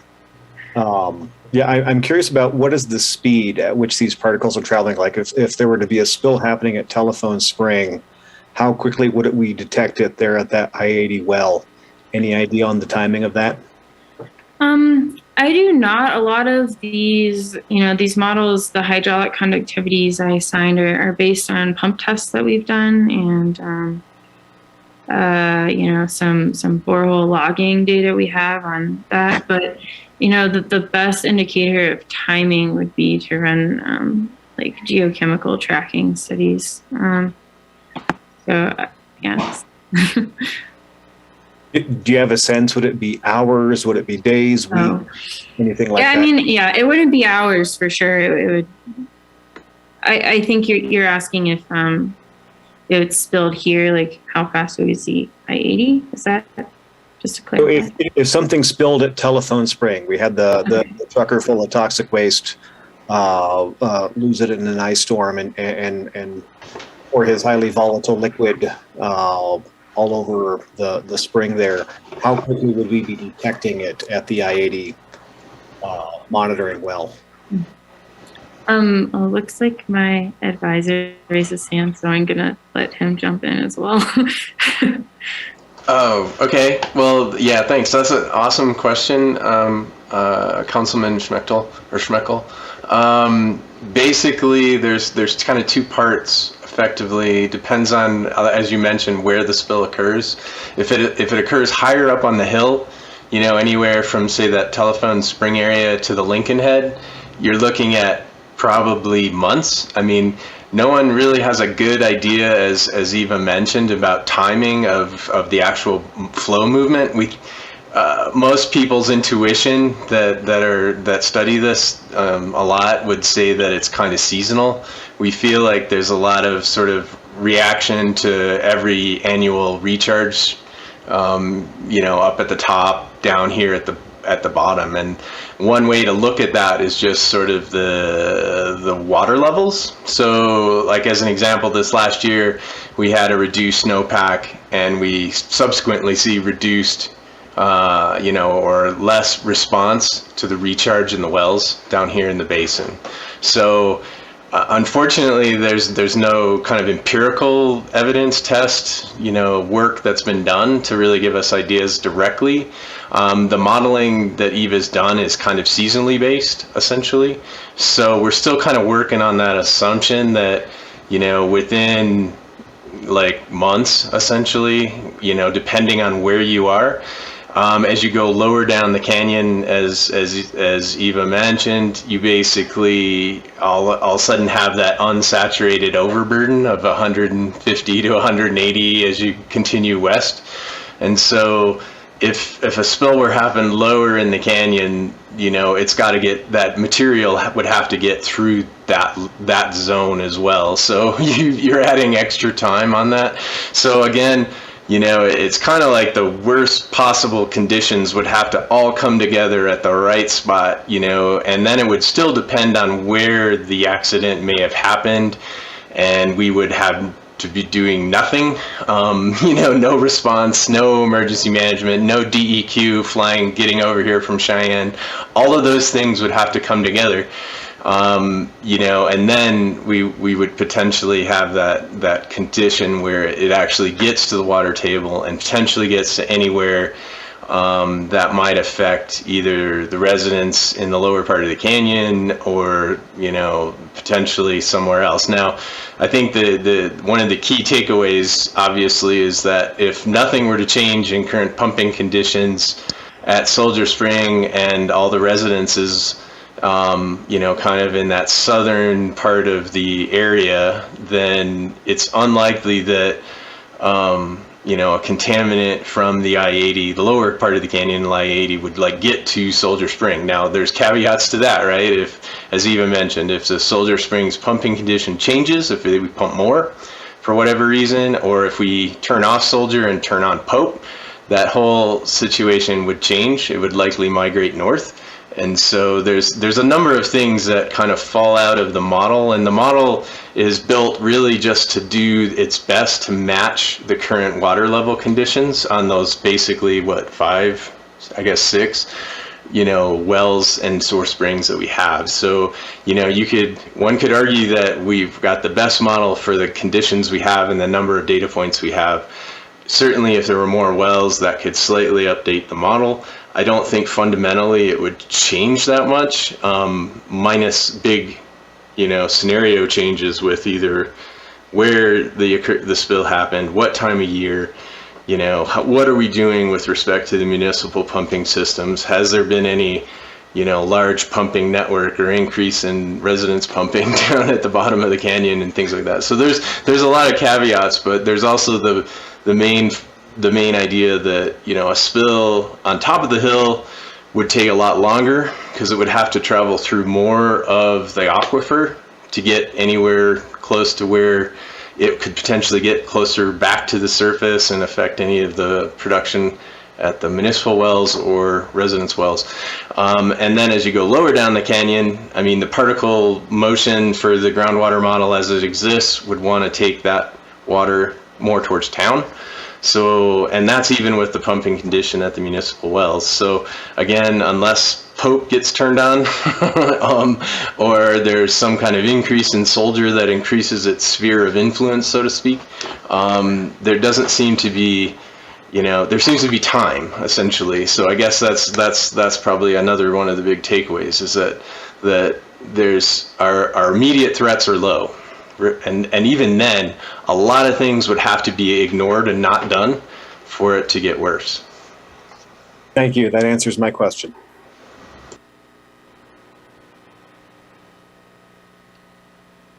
Okay, I'm looking for any other questions. Mr. Bentley?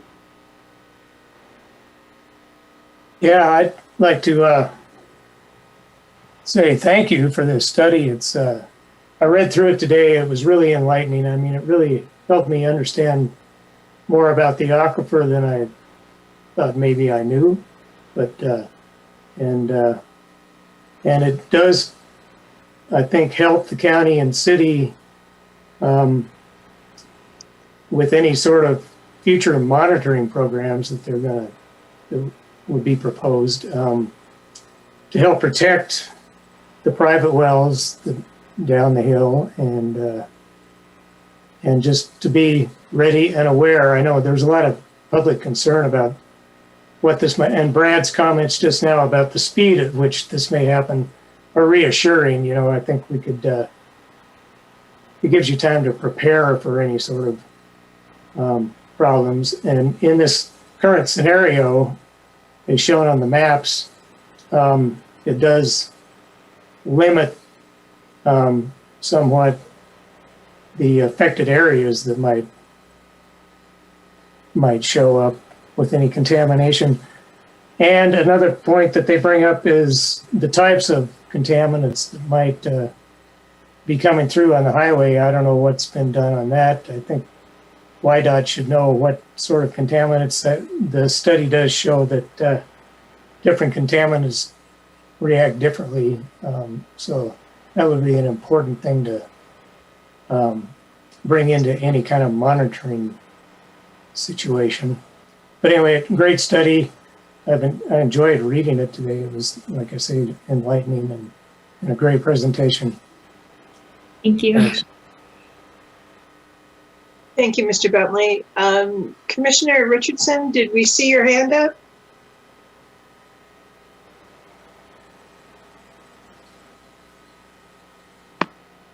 Yes, thank you. I have a couple of observations and maybe questions. Those are, I'm curious why the groundwater sort of flow model shows such a distinct area of influence between Telephone Canyon and the stuff that I would regard to be up gradient from Pope and Soldier Springs. It's almost like, I don't know, there's a fault that acts like a curtain or I don't know. That Telephone Canyon area of influence, I always figured it was bigger than that. And so I find that to be pretty interesting. And I wonder if Eva or Dr. Carr could answer that question. Correct me if I'm wrong, but you're asking about the particle tracking I ran on I-80 and that figure I showed? Yes. So, yeah. And then I'm going to ask some follow-up questions too, if I can. Okay. So I did, my grid cells are 50 meters by 50 meters. And so I grabbed the grid cell that was closest to the I-80 and just kind of dropped a particle at that one and saw where it went. And so, you know, there might be slightly wider area of influence that's not shown in it, since it has 1 or 2 particles per kind of section of I-80 as we move down the hill. I didn't do the entire width, I suppose, since it's just 50 meters.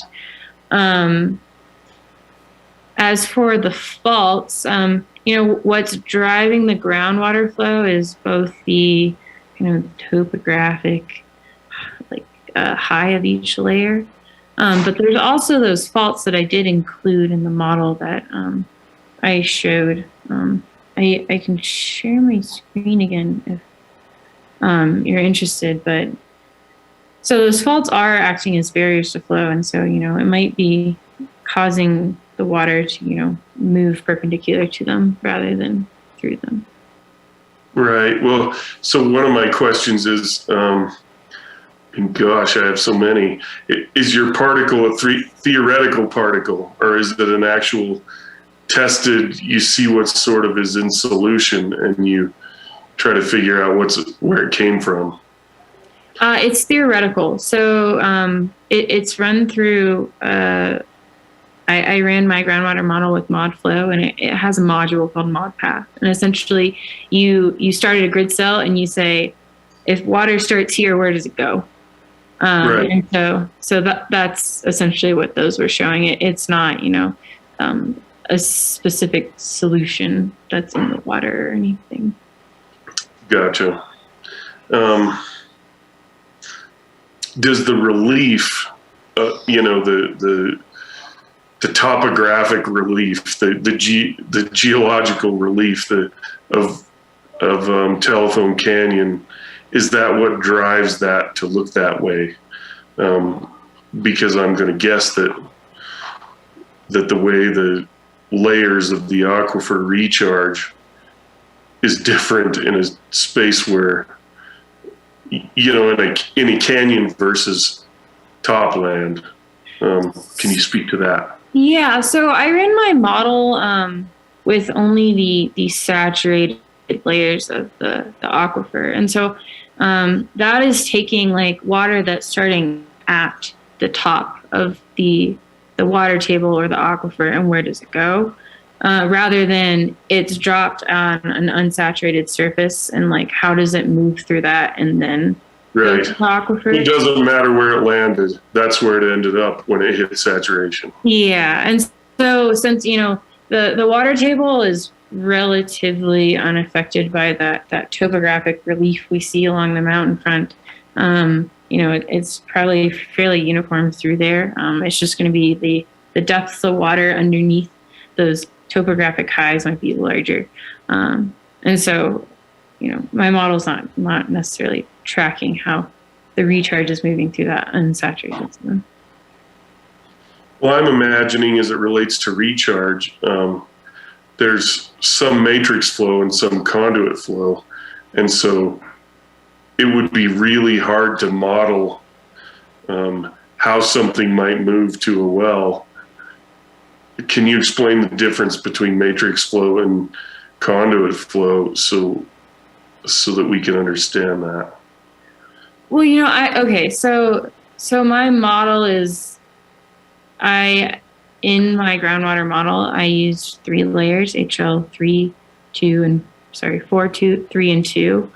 And so I'm using USGS ModFlow code, in which I give it layer height, I give it grid size, I tell it how much recharge based on a climate model, I'm giving it hydraulic conductivity, and it's running all of the groundwater flow model code, which has been developed over the past 40 years to determine where water is flowing.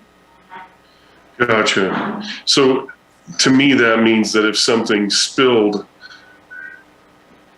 in a spot in I-80 Telephone Canyon, if it spilled a quarter of a mile higher and it hit conduit flow, because your model decides the flow in the aggregate, but not in the specific. So if you were a quarter mile up the canyon and it found some way to conduit flow, it would run wherever it's going way faster than if it landed in somewhere where there's a little bit more matrix flow, right? In other words, it's an average. It can't take into account the individual characteristics of different areas in the space. Yeah, the grid cells are 50 meters by 50 meters, and so it's an average hydraulic conductivity for that large space. It'd be probably pretty difficult to create a groundwater model that's able to run on a computer that has a smaller grid size. Also, my advisor's raised his hand, so I'll let him speak to that too.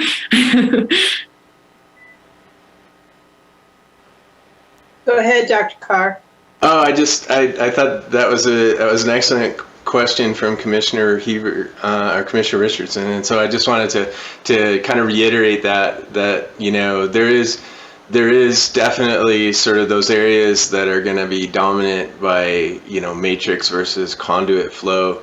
And the conduit flow is harder to know except where those map structures are, sort of the surface map faults, which it's fortunate in a way, right? Because even though we want to call those faults conduits generally, and we're kind of even assuming they are even in Eva's model because, right, she needed to use them as sort of lateral barriers to flow, which is essentially saying that those faults could act as vertical transmissions.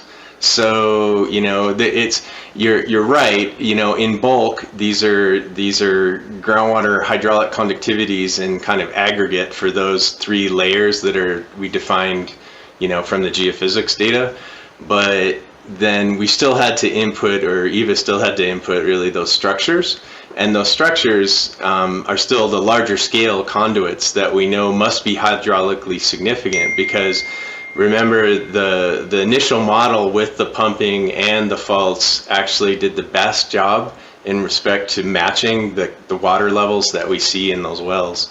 So we hope that confidence, you know, of mostly matrix flow with those specific spots of a conduit like feature that must be kind of dictating some of the flow is actually doing a pretty good job, especially when she took away all of those faults in the pumping, and those water levels could vary drastically and not even come close to where, you know, current water levels are. So that's a really good point. I mean, effectively the model seems like it's you know, a lower resolution, but if you think about it with respect to how it's matching the current data that we know, it actually is doing pretty well, as opposed to taking away some of those extra sort of conduit features like those faults, and then you know, just relying on matrix flow directly, and that is like not matching the water levels very well at all. So that's an excellent question. I mean, the interesting thing is that it seems like with the feature she's added in, it's a lot better.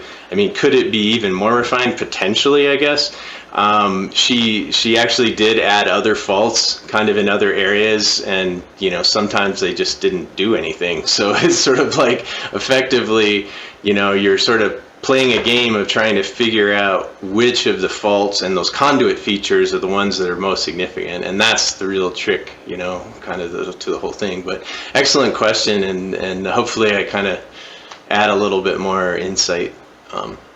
So did the electromagnetic, I guess, groundwater monitoring, it's a conductivity study, but does it reaffirm our understanding of faults?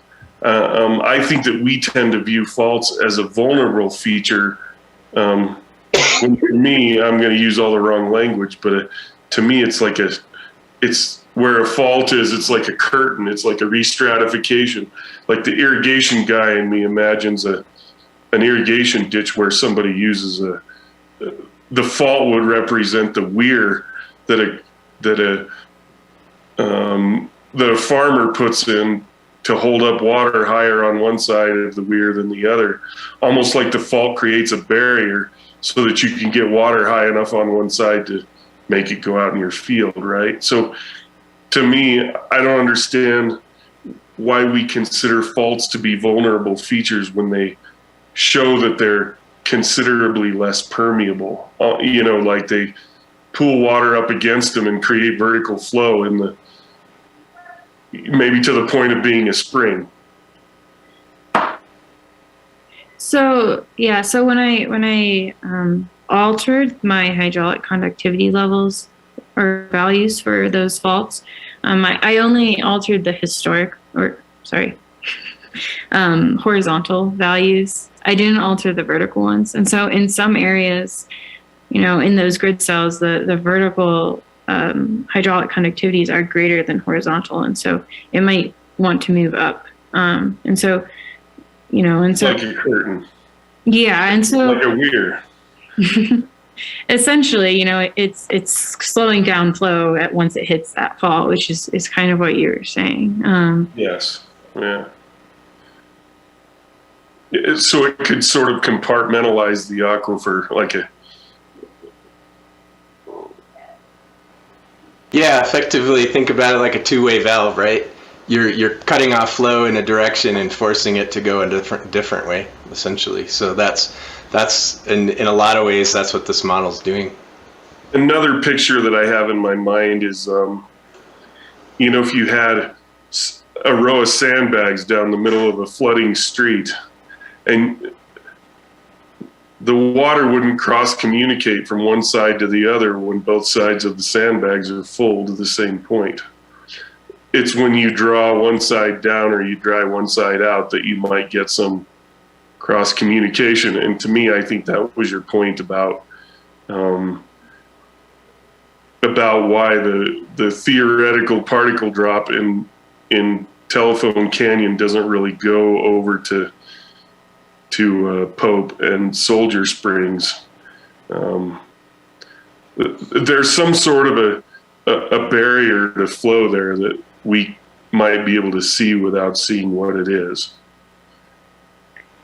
And, it could also just do with the kind of background conditions of how water is flowing within our aquifer. And it generally seems to be flowing kind of towards the northwest. And I do know that there's been some geochemistry studies that have kind of indicated the same thing within the Casper aquifer generally. And so it could just also, the faults definitely are affecting flow, but, in addition to that, it could just be that we're not pumping hard enough at Soldier Springs for the amount of water we have for it to be pulling water from the interstate area.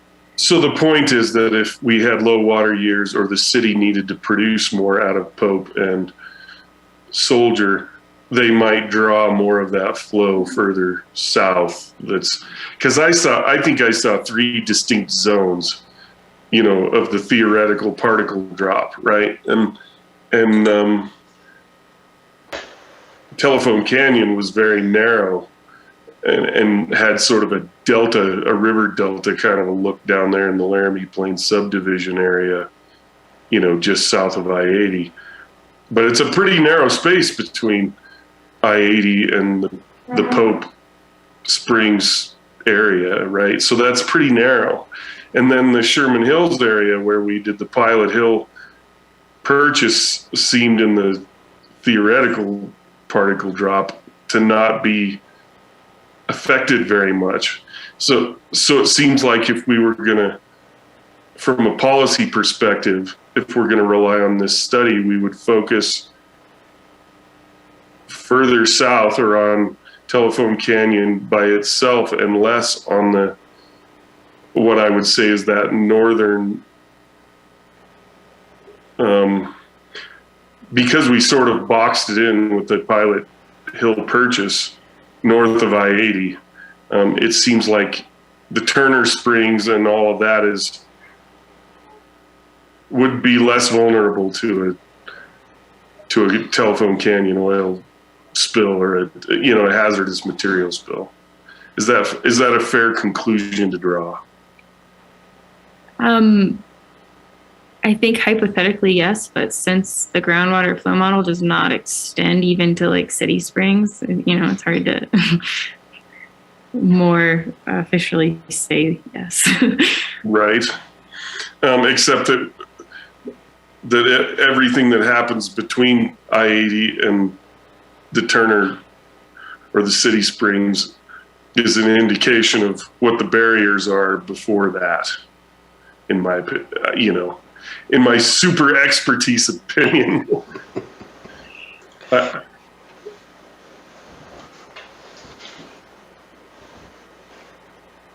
Yeah, I would just kind of maybe add a little bit to see if I muddy the water, so to speak.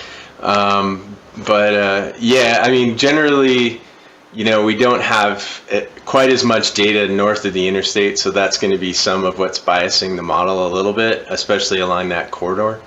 The other thing to really sort of highlight is that the particle tracking that we were looking at is highlighting the current condition too. So if the city changed their pumping regime at Soldier Spring, or they changed or started doing any significant pumping at Pope, then all of this would need to be reevaluated effectively, and the situation could change, and that it's likely that if the city turned off Soldier and started pumping at Pope, to avoid the dual drawdown of those two well fields, that particle tracking with the current pumping conditions and all that would just start moving north effectively, right? So as there's there's again not just the qualifications of what would happen if there was a spill anywhere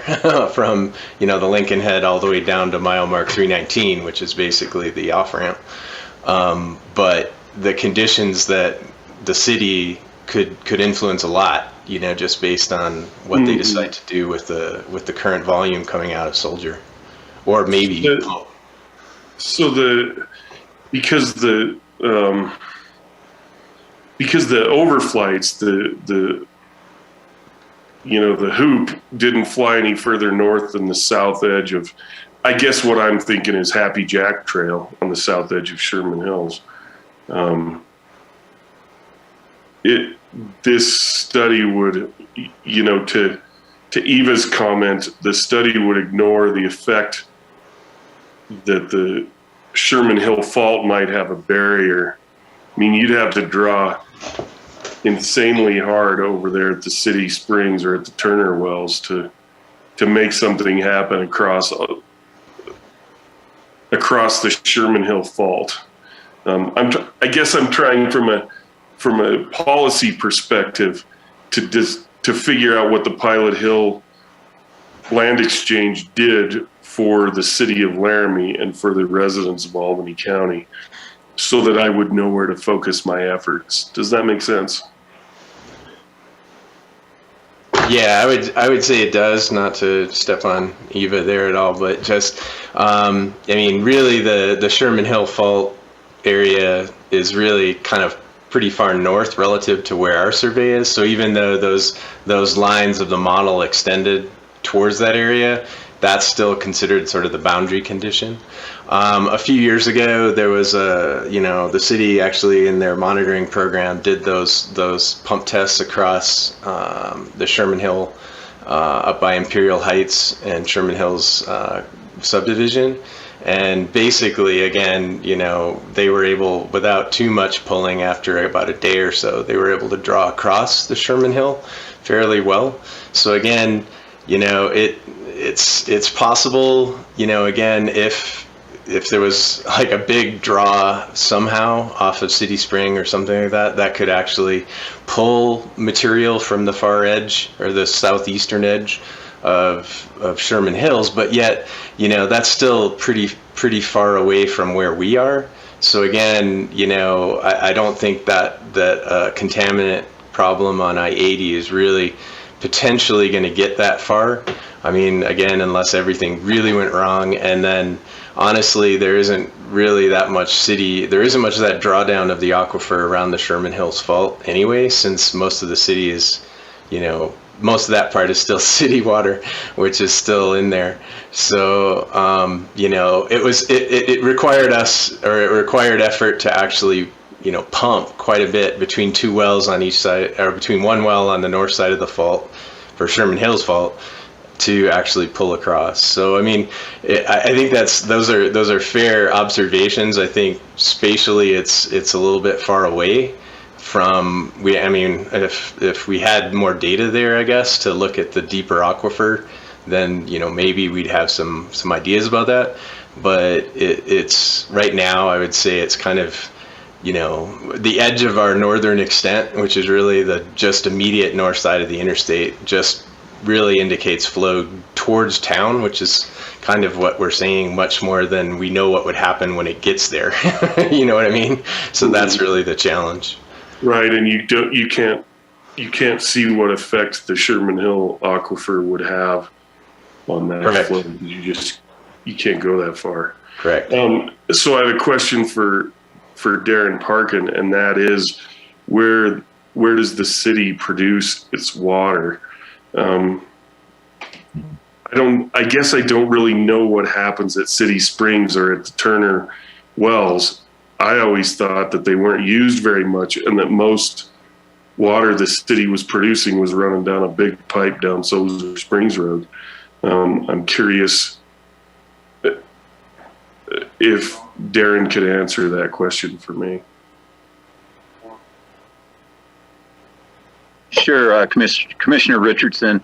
Soldier Springs is our #1 water source. It pretty much is a big flowing well. It runs year round, provides significant base flow in the wintertime. The Turner wells, Turner 1, Turner 2, are ran heavily during the peak irrigation season. So they run pretty consistently when the irrigation demand gets high enough within the city. They'll run for, it depends on the year, how much water is available, but they'll run for 45 days or 60 days straight. We'll have to let them recover a little bit, and then we run them as hard as we can, pump them right down to the pump bowls every year. So they're really kind of limited a little bit by the well design, well construction, but we run them pretty hard every year. So they are a significant source of water for the city during the summer months. So they don't pump year round, and they don't. I guess that summer would sort of be high water season. After the recharge. So they don't recharge fast enough for you to put the wood to them, to take everything you would out of them if you could, or? It all depends on the year and the water demand. But yeah, they can take some time to recover when we shut them down at the end of the season. That's for sure. There's definitely a recovery period with those wells. And we run them as hard as we can, while we can. And it depends on the scenario. There may be some circumstances where they're on during the winter here and there, but for the most part, those are 6 month out of the year wells, give or take, for peak demand. What effect might the university's well that they're going to use to water Jacoby and some of their athletic fields and so on, what effect might that have on the draw on the Turner wells? Commissioner Richardson, I think that's certainly a concern we have, but at this point we can't answer that question. We're just going to have to wait and see, I think. Well, I was thinking in terms of lessened demand, but maybe you're thinking in terms of the chronic depression created by their well and how it might affect the Turner well. I don't know. It's certainly something that we're keeping an eye on. Gotcha. Ms. Smith, this is Chairman Gilson at the County Commission. Did you have a thought about extended drought and what that might do with your model if the recharge was much less for an extended amount of time? Would you have to be able to hazard a guess? Would that make it more vulnerable, less vulnerable, or did it just kind of depend on which pumping wells were used? It certainly would, I think, affect water levels in the entire model. And so it might be a little hard to model that since we don't have those water levels and we don't necessarily know how well or how much the lack of recharge would affect water levels in the valley. Thinking about how less water would affect, I would guess that if we, for some reason we got in this drought, we had less water, but we continued to pump the same amount at Soldier, it might be that the overall water level of our aquifer is lower, and so our drawdown is larger, and so we're drawing closer to the interstate. Would be a guess of mine, but it's hard to say. Thanks. I was just asking for your guess on that. I'm just interested. Thank you.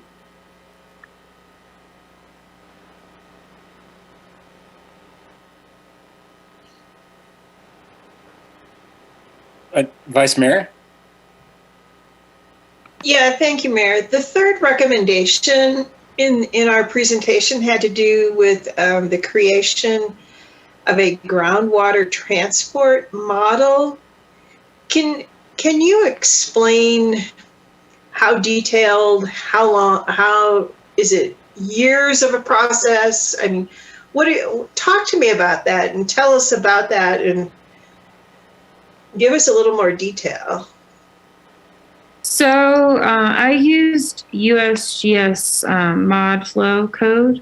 They have also developed a groundwater transport modeling code.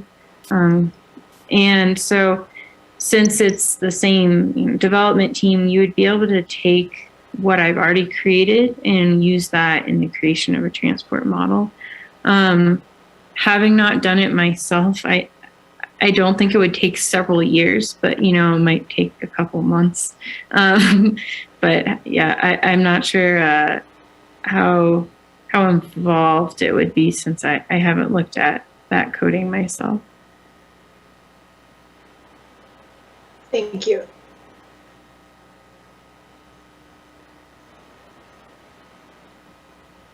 More questions?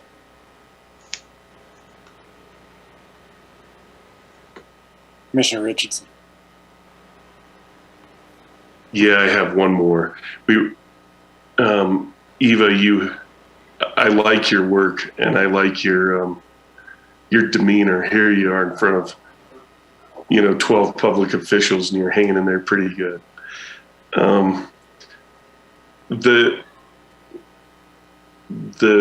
level models, I'm going to say you had different colors, 1, 2, 3, and 4. Do those correspond with members of the aquifer? I'm still trying to understand that part of the model. I'm sorry, I just lost connection and missed basically all of your question. Could you repeat that? Sure, as soon as I figure out how to unmute myself. It's funny, you click the microphone, but it doesn't like that. It makes you wait until something else. Anyway, my question was, you had 4 levels that are designated by different, or are those corresponding with members of the aquifer? I was trying to decide if I understood that right. So they don't, correspond directly with, like alpha is HL1 or anything like that, Mm-hmm. but there's kind of general correspondence between each of the layers. We know that the lowest layer, HL4, is definitely the alpha and fountain formation. And HL3, I believe, is, upper alpha and beta. And HL2 is, I think, beta, gamma, and possibly a little bit of delta. And then HL1 is delta through epsilon. Gotcha.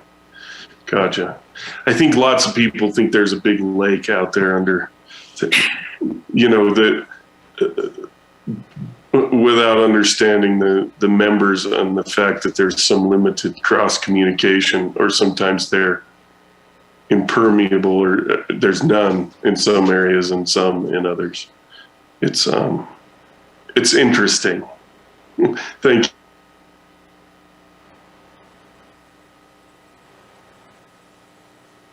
Okay. Mr. Mayor, I'd like to, Heber, that's a good, this is Ramsey, that's a good question. And I was trying to sort that out today, the H1, the different H categories, but H1 appears to go down from the top of the aquifer down to right about where our wells in Sherman Hills produce water, which is an important layer or spot right there, because above that they're talking unsaturated, and they're talking about a different part of the aquifer, which corresponds to the Turner wells, which a lot of this study corresponds to the deeper parts of the formation. So they're separate somewhat. So it's a really important question. It's a good question. Thanks. Councilmember Doherty, thanks for waiting. Go ahead. Can't hear you, Councilmember. You're muted. Page 21. I want to make sure that we're all understanding this right. So the one on the particle trace thing, it's not it's like you worked uphill from Soldier Springs. Is that correct? So you took Soldier Springs as the point, and then pretended the particles went just the opposite direction that they flow, and find all the places that are contributing to Soldier Springs. However, since this was a study of the effects of I-80, like a spill on I-80, the point above in the next slide, I think it's the next slide, you're doing the opposite, right? In that place, you're dropping things up on I-80, up on the hill, and watching where they go down the hill. So it's not like, am I correct there? Yeah, so you're definitely correct. The Soldier Springs is backward tracking, and the reason we can do that is because it's it's not a source of water; it's taking water, right? And so it's hard to know where it's taking water from unless you kind of backwards track the particles that end there. So my question. Oh, sorry. So I think that there's misunderstanding. That there's some curtain between these two, because I think if you took a point, one of those wells in where the word I-80 is, if you took a point in those wells and you did, can the model do this? No, because you didn't have the electromagnetic thing over those wells. But if you did, you could take one of those wells and see all of the places contributing to that well, right? Yeah, so the I-80 well is just a monitoring well. Water is not pumped out of that. So we can see like where water might go if it reaches the water table at that location and where it might flow in the aquifer. But it's not as demonstrative since it's not pumping. But since you have, so if you have, could your model say, could you do the reverse flow to that point? To say or it just doesn't make any sense because it's not pumping? You could, yeah. You can do it for any layer of the model just to see, where water might be coming from that reaches that point. There's not going to be as many lines since it's not pulling water in, but it looks like it's right in the middle of those flow paths, so I guess it's just coming kind of from up the canyon area. Okay, so what concerned me is that if the city Turner wells were contaminated, which it looks like, keep going, and then we start pumping more from Soldier Springs, then we could be pulling water, contaminants further south than what this predicts, because this is predicting the current regime. But if we lost those Turner wells in summer, we'd have to really be careful that we're not pulling the contamination south. Am I understanding that right? Yeah. If you had, I think if the city had to start pumping at, higher rates at Soldier, it's very likely that they're going to intersect the interstate, and, contaminants that reach the water table around there very likely could be pulled in to Soldier Springs at that point. So that's not very reassuring to me that if we kept the pumping regime the way it is, then you would expect this. But if we had to increase, then could the model be, now that the model's built, is that something that could be tweaked to see, if we'd be causing that danger there?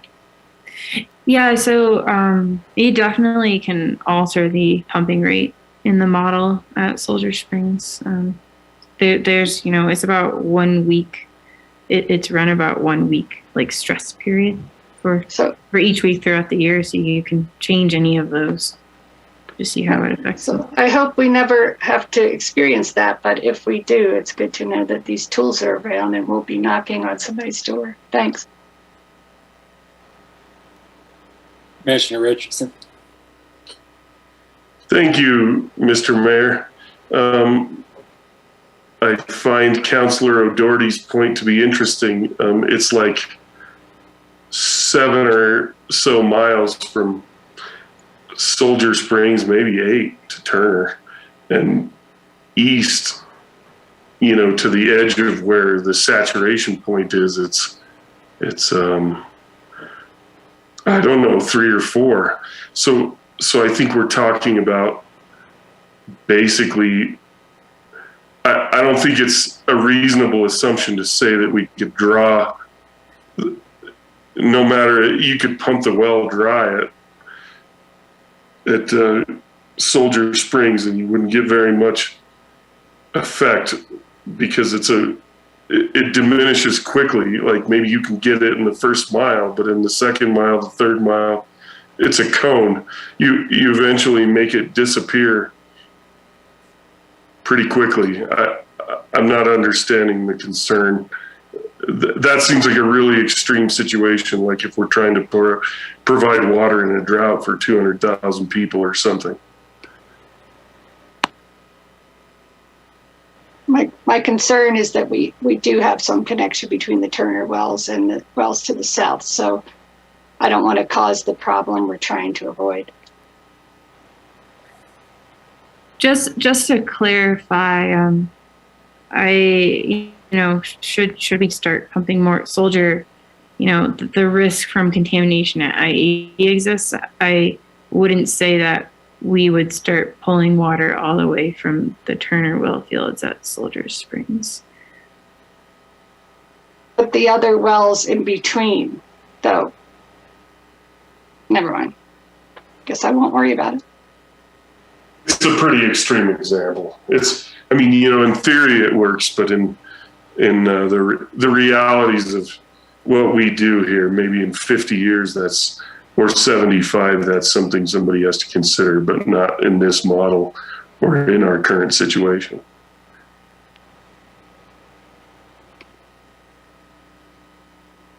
Well, I'm not sure that either of those arguments are well supported. I don't like fear, I like science. So usually they're closely related, Commissioner Richardson. That's the trouble. And it can't be proved until sometimes it's too late. But again, I'll reiterate that I don't know that either of those two things are well supported by anything we've heard tonight, and nor do I think this report was necessarily intended to get us into this discussion. I'm just going to go ahead and weigh in on that now. But let's continue on with questions for Ms. Smith or Dr. Carr or anyone else, and open up for further commentary. It is a very interesting conversation.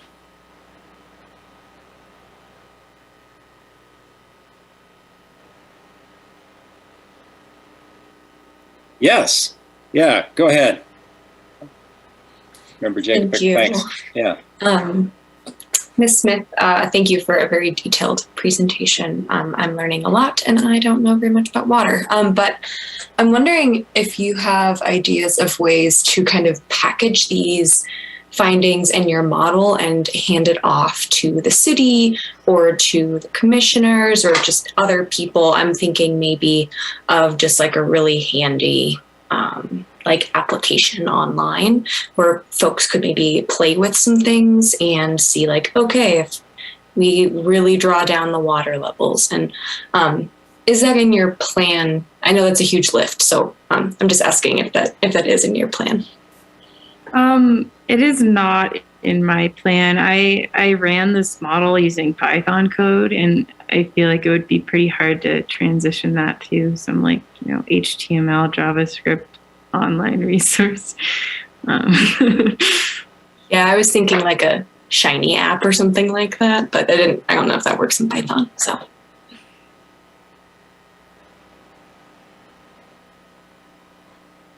Good old Python. Okay. Any other follow-up here? I think a lot of times what we get out of these is good information and than a pile of additional questions.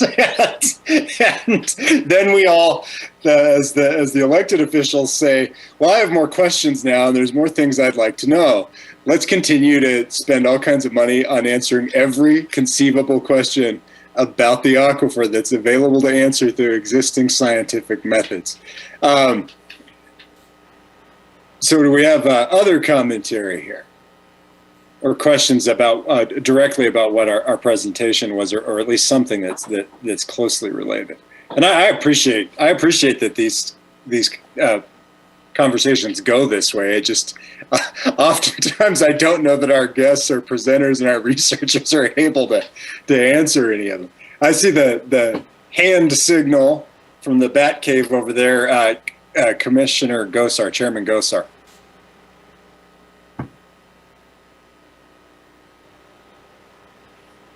Thank you. Never had it referred to as the Bat Cave. It's because on my screen, you guys are sitting at this desk and the camera goes all the way back. Anyway. Somebody did call me Commissioner Gordon the other day. Commissioner Gordon. However, Eva, thank you so much. This is really interesting for somebody who doesn't know that much about it, and reading through it quickly and then having this presentation was really helpful to having a basic understanding of how some things work and what the impact of a spill in I-80. It gives me great sense of relief, quite honestly, that we would be talking moving in days or months instead of minutes or hours. And so that's really a useful thing, makes me sleep better at night.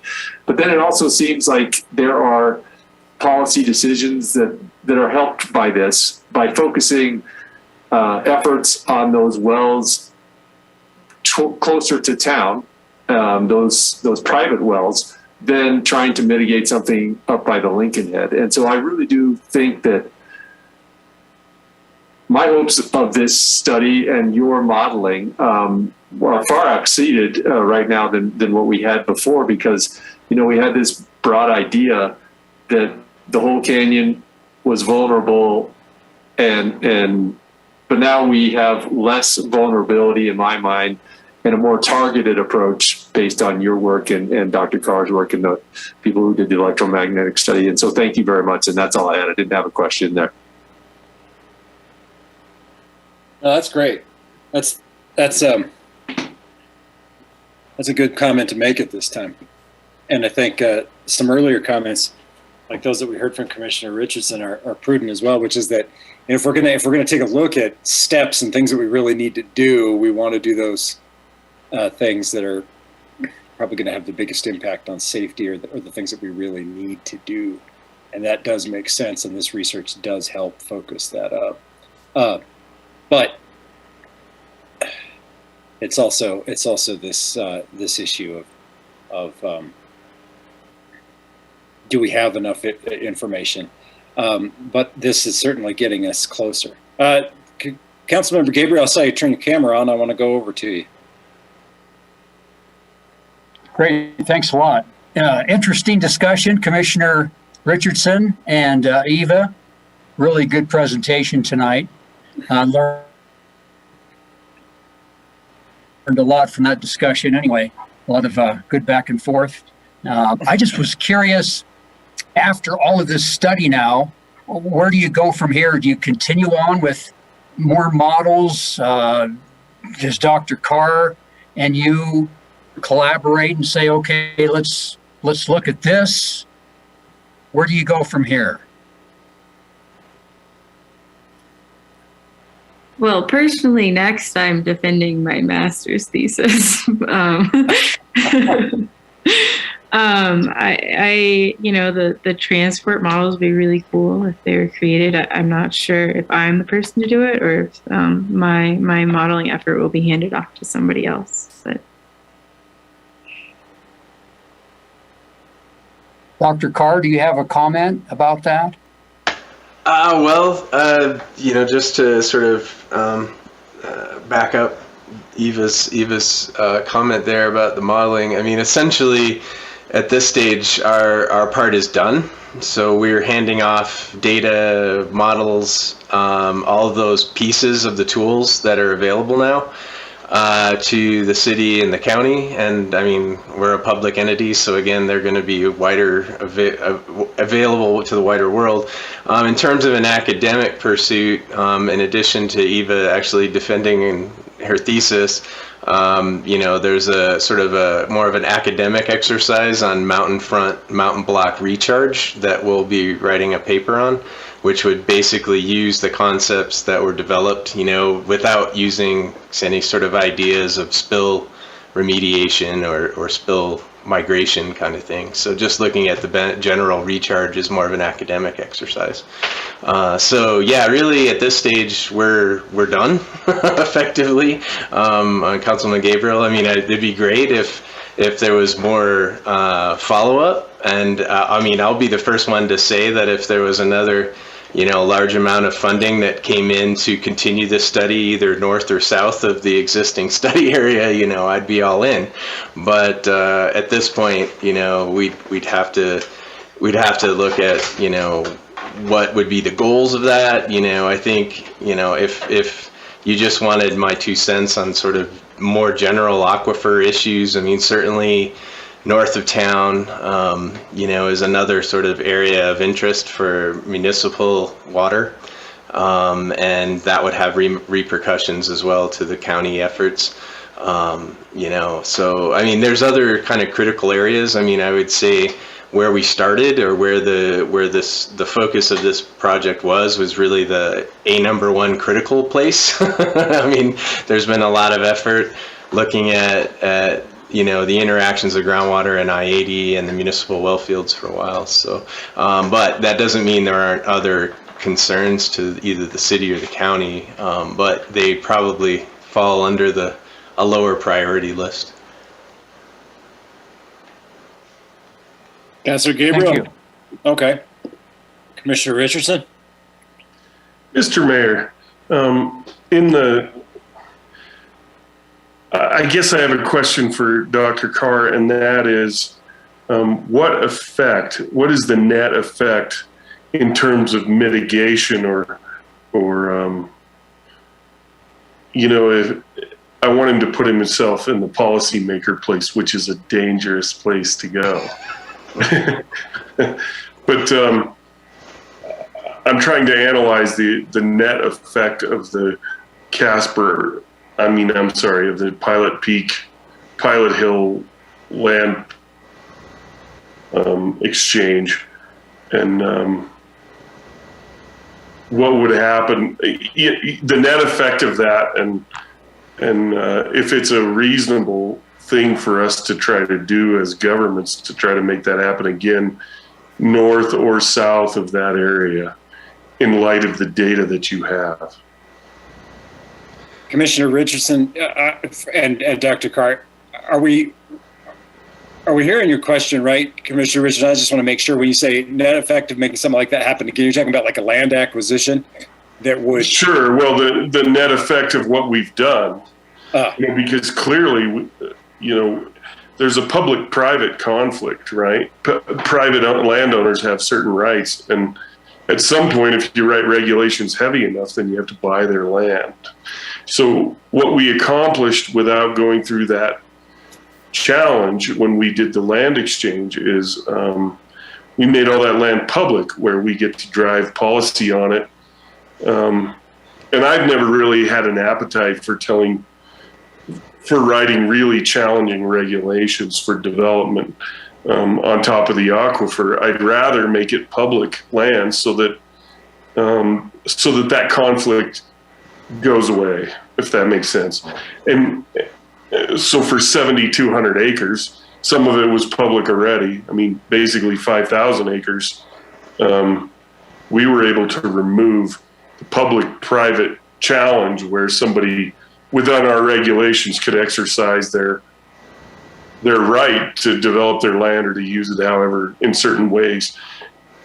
And it's easier to do. I mean, I don't know if it's easier to acquire land than it is to defend against really aggressive litigation, you know, regulation. But so my question to Dr. Carr is, how effective for that section, that's up gradient from the city of Laramie and the little bit of subdivisions that exist below the Pilot Hill Purchase? How effective is that, in his opinion? And what would happen if we were to do that north and south of here, of the Pilot Hill Purchase? It's a heady question. He could even decline to answer it. Well, I guess there's parts of it that I'm not clear about, so that's probably, maybe I should, I'm not sure if you're saying we should extend our studies of the subsurface into those areas, and if we think there would be, benefit to that. To that question, I would say yes. I mean, certainly we've just done a small portion of inputs to the Casper Aquifer system, and it's the part that we probably rely on in the majority, but certainly south of I-80. Yeah, and with, at least with respect to the municipal well fields in the city of Laramie. Now, with regards to development on the aquifer, I really don't want to get into that policy thought, because I'm not any of you in elected positions, so I don't have to necessarily. But certainly an open space is always a little bit wiser, from a sense of if there was any sort of risk to actually something getting to the aquifer. Now, again, the big challenge in most of that open space, even when it wasn't open space and more privately held, the development was minimal, and so the potential threats were really low. I mean, certainly our biggest threat to access in the aquifer is really the I-80 corridor. So, I mean, it's not probably necessary from a contaminant threat standpoint to look at areas that we don't expect, those threats to really come from.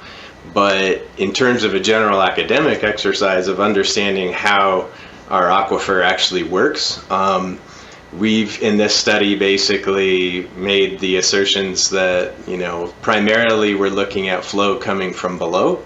So there are, the main drivers to what we see in the well fields from our data are from the Lincoln Head area.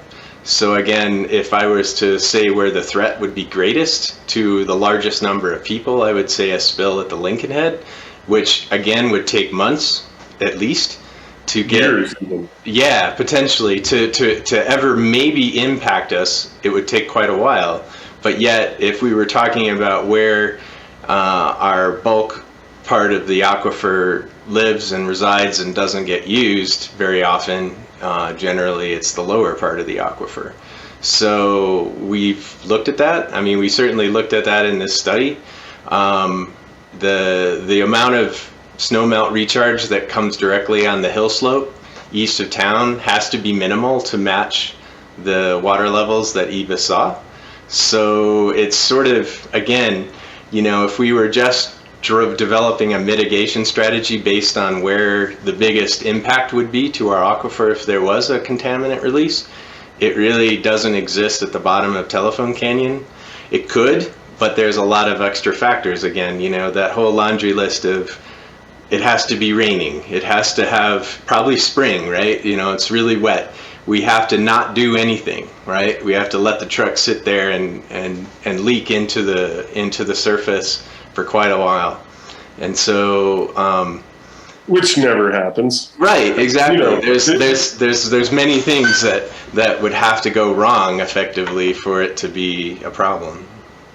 When I was talking to YDOT, the very simplest, when they build a road, they use tighter material maybe even than exists under it. Right, the aquifer is probably more of a conduit than the material they use to build the road that's on top of it. So when you go in there and the first 10 or 12 feet of material on the shoulder has a mess in it, you just dig it out and replace it with something, right?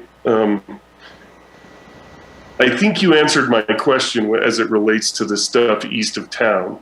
I think that because of all of that exposed rock, there's less recharge there, and the fact that the drainages run to bigger drainages means that's where the recharge happens, like Telephone Canyon.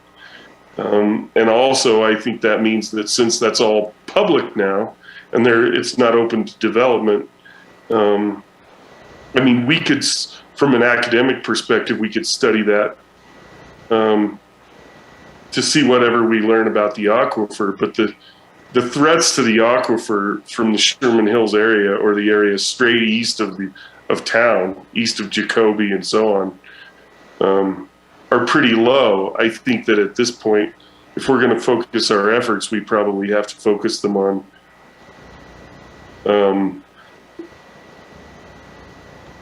and I'm asking you from, this is the information that I'm taking in from all that's been presented tonight. I think that it's time to quit with the area straight east of town because of the land exchange, and probably work on Telephone Canyon and what's south of that, and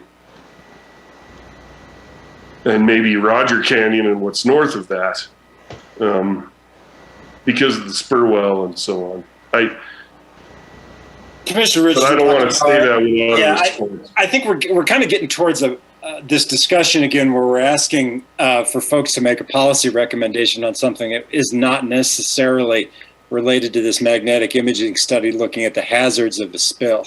And well, to be clear, I'm looking for science. No, it sounds like I'll make the sounds policy. like what you're I'll looking make the for is policy a recommendation of decision. land use regulation on the east end of town as it pertains to the aquifer, and relating it to this magnetic imaging study about a spill. And that's the whole reason we did it. We didn't do this so we wouldn't have spill. Yeah, that's absolutely right. As related to a spill on I-80, not as related to land use regulation on the east end of town as it gets closer to the city wellheads. Are you denying that there would be a connection between those two things?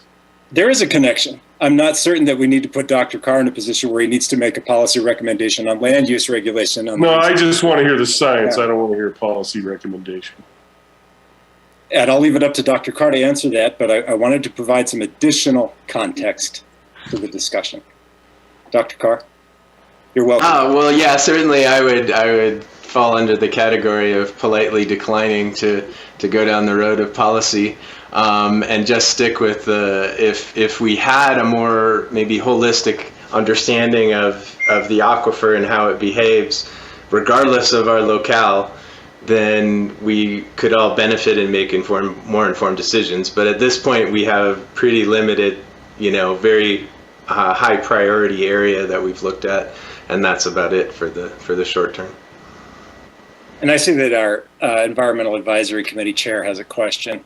Chair Carano, go right ahead. Actually, comment, not question. So Ms. Smith and Dr. Carr, you can take a deep breath. And Ms. Smith, this was fantastic tonight. I think your master's defense is going to be easier than what you faced tonight. So be encouraged by that. And so the comment I wanted to bring up was that I think tonight we've seen some really great examples of partnerships between the city, the county, and University of Wyoming students. So we had Ms. Smith's work here, and then all of the work that various Haub School students have done on the emissions monitoring and reduction. And so I wanted to encourage future partnerships like this. It benefits, the city and the county because we have this amazing resource of really smart and motivated students who want to take on this work. And then it also benefits the students in the university. And so for those of you who don't know, in my day job, I'm a scientist and I'm a very vocal advocate for increasing diversity in science. And one of the big ways we can do that is by having very hands-on problems that students can work on. Women and other underrepresented groups oftentimes are more interested in, being able to serve their communities and do science for service than, more theoretical aspects of science. So I just wanted to encourage these partnerships. It's good for everyone, and potentially it helps diversify science. So thank you. That was a nice comment from Chair Carano. I have a question for you, Ms. Smith and Dr. Carr. Feel free to weigh in on this if you want to. And that's simply this.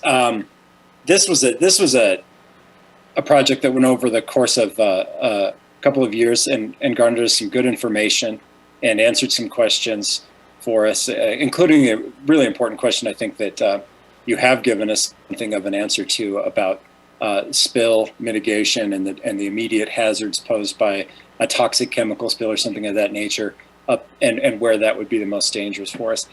I suppose what I'd like to know is if you have insight into what you think the important unanswered questions regarding aquifer contamination may be, speaking to Commissioner Richardson's point about where we should focus our efforts at understanding and where we need to go, what those might be, and if you have any insight into that based on this study. And if you don't, just say, no, I really don't have any ability to make a comment about that. That's certainly an acceptable answer. I mean, I think my only insight, I guess, is a little bit repeated in that my study is looking at how water is flowing, but we don't necessarily know how contaminants might interact with that. And that would be an important model to create in addition to what I have done. Thank you. I appreciate that answer, and I do understand that you touched on that a little bit. But I think it's a good capper as we're getting maybe towards the end of this grilling that you're receiving here. Dr. Carr, I don't know if you wanted to add anything to it. You can. I'll give you a chance. Certainly, Mayor Weaver, I should probably preface any comments by the fact that I was part of the EAC for quite a long time prior to about 2019. So, we remember. Yeah. So, I do have a lot of both personal and scientific opinions about what I think could potentially be useful. But I think in some ways, those are opinions probably that unless I was doing, further sort of analysis with other data or potentially these data, there's things that, don't necessarily translate without having more concrete sort of studies going on. And probably the easiest thing, if I were to employ any of the policymakers, local policymakers, would be, a couple more wells here and there would actually be super useful, right? And hopefully with this study, we can potentially have folks like Darren and Dave Gersh with the county kind of talk about sort of potentially strategic plans to get more information, partially to help us, and I would say from the policy standpoint, really help us get a plan, so to speak, an action plan together. So if we did pile up all those worst case scenarios, we would have a good solution for the citizenry to understand that there's efforts to stop issues. But then, from the academic side of things, having a few more wells in strategic locations gives us more data to help improve these models and sort of update what we know. I would still argue that potentially we even with this study, we don't understand the aquifer very well.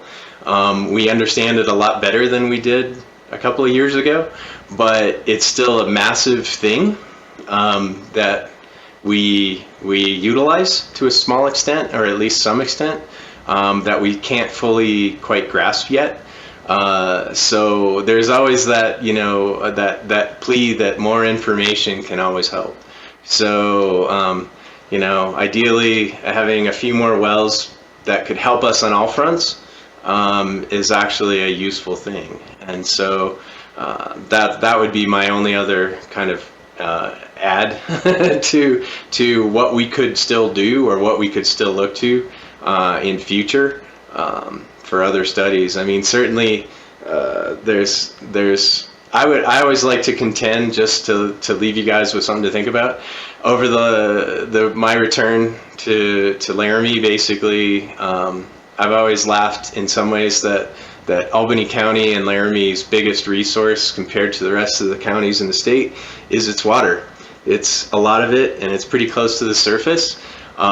We tend to always be number 5 in the governor's lists of resource priorities, but yet if we were to sell our water somehow to people in Texas and California, we'd probably bring in more money than the oil and gas sector. So I'm not trying to be joking in that regard, that Albany County is one of the most endowed sort of water counties in the state. So it's something that we take for granted. So there's a lot of useful things that we can learn by just having some more wells, maybe doing some more efforts. I think the city-county effort here is commendable. It really hasn't happened anywhere else in the state. So this was in some ways a pilot program that hopefully we can fly the flag to the state over and maybe try to do this more regularly, or maybe enhance what we have here. Sure.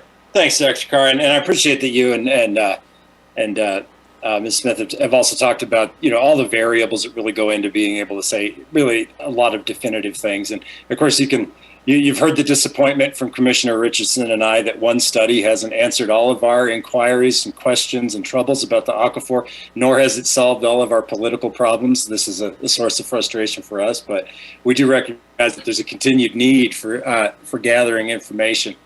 So I just wanted to give you an opportunity to maybe weigh in on where that might be most critical next. And I think I heard monitoring wells and maybe a continued effort at data collection there. Chairman Gosar, I don't know if there's any other questions. I don't see any from the council members. So I guess I'd check with you before we wrap this up. If that's your thinking, that's my thinking. No, big thanks to you guys. And from the back cave, Commissioner Gordon is, I don't have any more, and neither does Commissioner Rivera. And so thank you for this. I really do appreciate listening and learning. All right. Thank you. And I'm sorry, I'll try not to make jokes about the county commissioner's chamber. It's just, it's on the camera in such a way that you look like you're far, far away. And I appreciate the good and discussion, and a lot of the points that were raised. We have to consider them. And thank you both for your presentation. Ava, thank you so much for that presentation and answering all these questions. And maybe like Ellen Carano, our chair from EAC, said, it's either going to be worse or a really good warm up maybe for your dissertation defense. On the other hand, I think the questions are going to be way different. So who knows? Thanks for being here in any case and giving us a big chunk of your evening. You too, Brad. And I think we're ready to move on. I didn't hear a need for any extended or additional discussion here. So I think council, without objection, will. Public comment? Do we have a public comment on I just thought the item? Yeah, let's see, public comment on that last work session portion.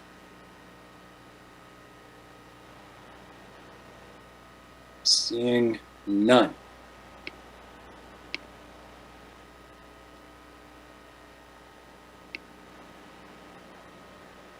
We'll close that public comment portion. Thank you, Councilmember Edwardi. Now I'm considering moving on to the rest of the work session, which is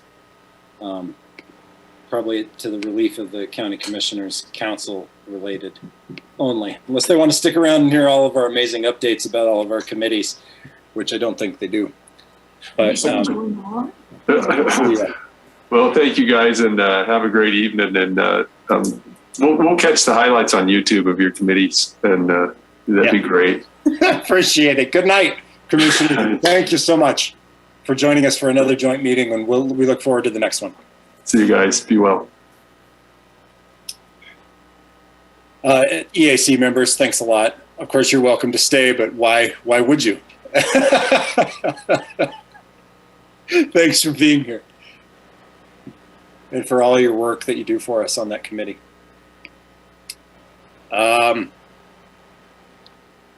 Let's get right into it, council members, unless you need a minute. Okay, updates. Who's got them? The city clerk does. Or she's going to tell me I missed something. No, Mayor, I just had an update for you from Councilor Schuster.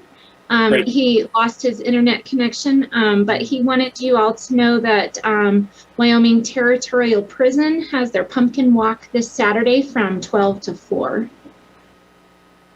That's cool. That sounds like a nice outdoor activity. I think the weather's going to be pretty good still through then as well.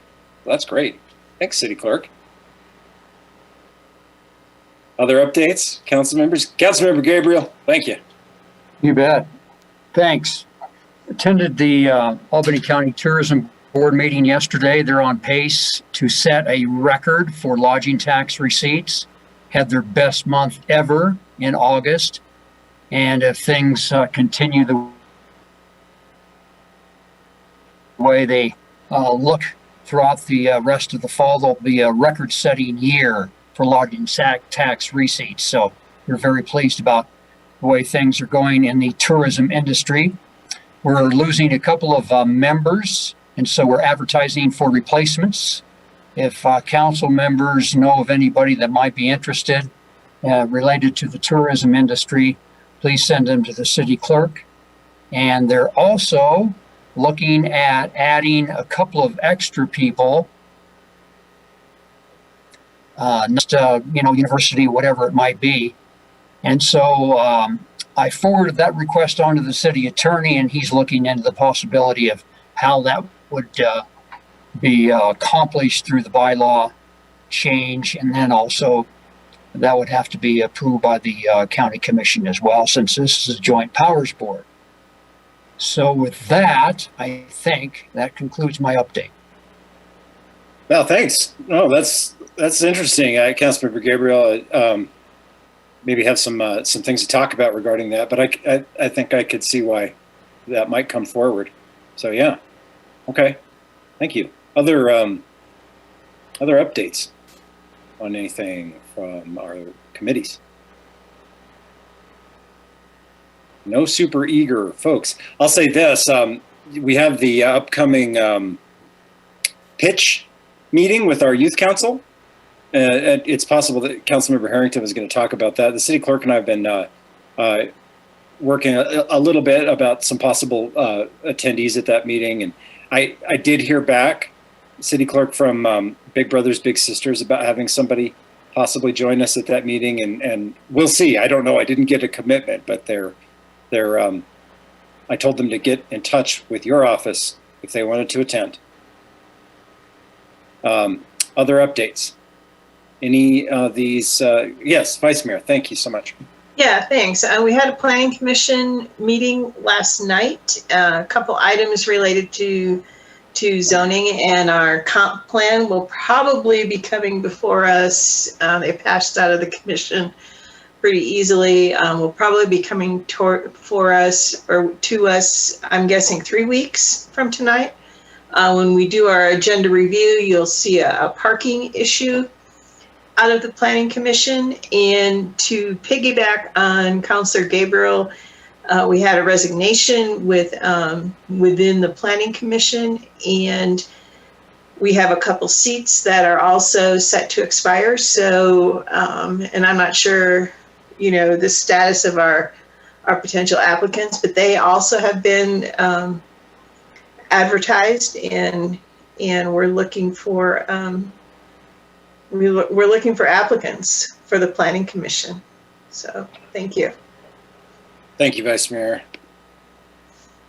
Some committee seats to be filled. Councilmember Harrington, thank you. Yeah, thank you, Mr. Mayor, and thanks for the update on the Youth Council. Had prepared to do that one, but you're spot on. And I think for council's sake, the meet and greet with them is approaching as well. I don't have the date off the top of my head, but I'm sure Nancy does because she keeps things together better than me. And the rest of us. Yeah, thank goodness for Nancy. And so, Nancy, do you happen to know that date off the top of your head? Not to put you on the spot, but. No, you're good. October 26th. So it should be our second work session of this month. Great. And when is that pitch meeting thing happening? We're looking at doing that on November 6th. The upcoming meeting, they're going to set their goals and objectives for the year. And so Janine and I thought that following up their first meeting in November, they could hear some of these ideas and see if they match up with their goals and objectives for the year. That's great, Nancy. And you know, like Councilor Harrington says, and for the rest of the council, the city clerk has sort of taken on a lead staff responsibility for the youth council. Used to be formerly handled by some other staff people. I really do appreciate that, because if it was up to the council members just to do that, it'd be very difficult. Back to you, Councilmember Harrington. Yeah, thanks, Mr. Mayor, and I certainly share that appreciation for the work of Nancy, and the city manager also is extremely Absolutely. active.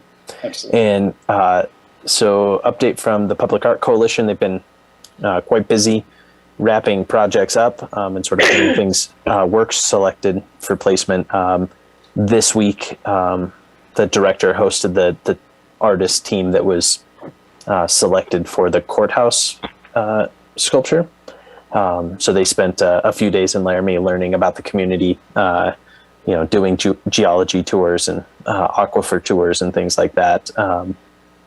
And that will all inform their work that's going on in the courthouse. And then last week, the airport board met, and I would just share the update that the board is still working diligently to get the financials in order. And to get things, they're really looking kind of towards the end of this year to start having some information. So just would share that with you all. That's all I have, Mr. Mayor. Yeah, thanks a lot, Councilmember Harrington. Other council members with updates? Of course, you don't have to have one. It's okay.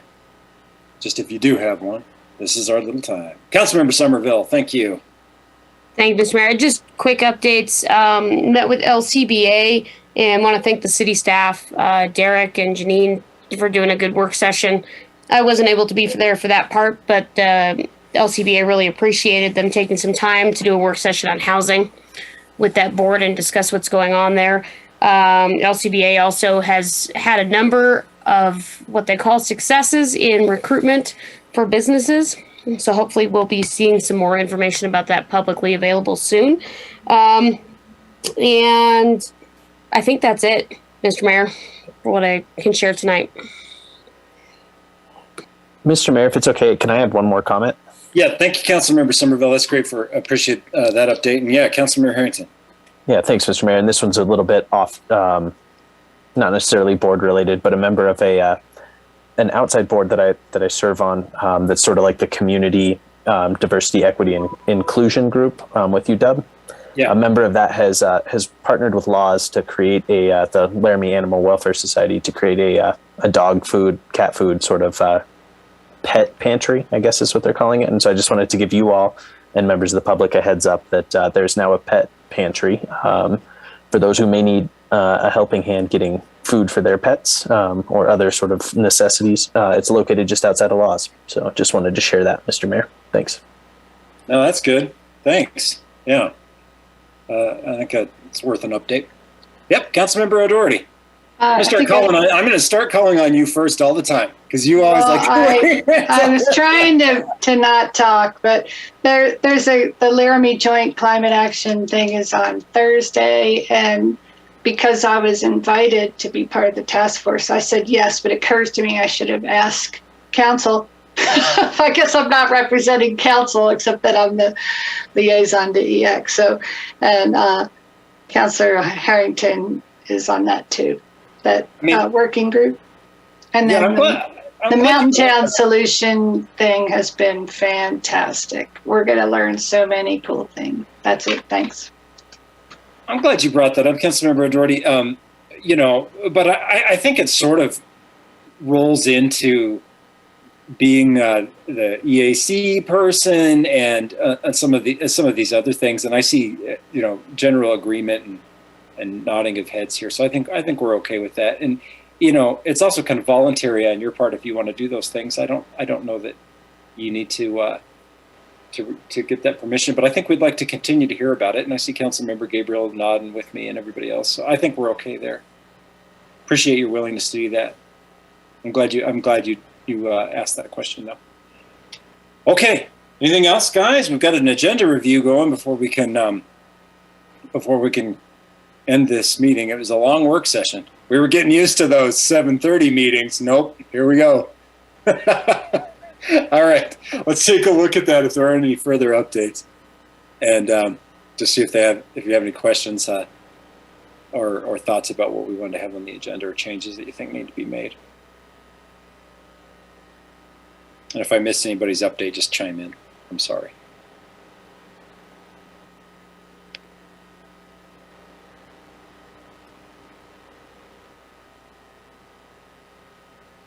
Mr. Mayor? Yeah. If I could just ask a quick question. We put on their presentation from Big Brothers Big Sisters. If I remember correctly, you wanted that on the first meeting in October. Is that something that you still wanted to move forward, or is that something we should remove?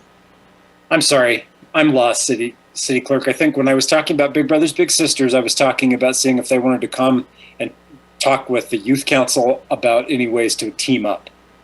Okay. So we can remove that from this agenda? Yes, ma'am. Okay. Yeah. Thank you.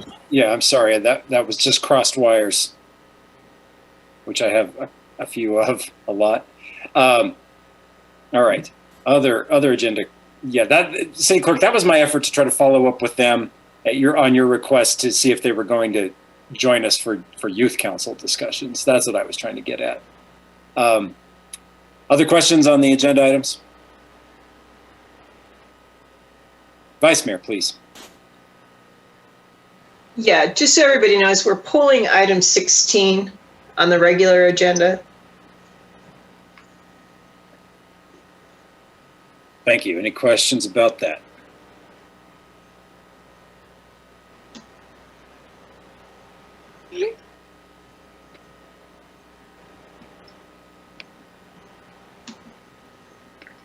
No? All right.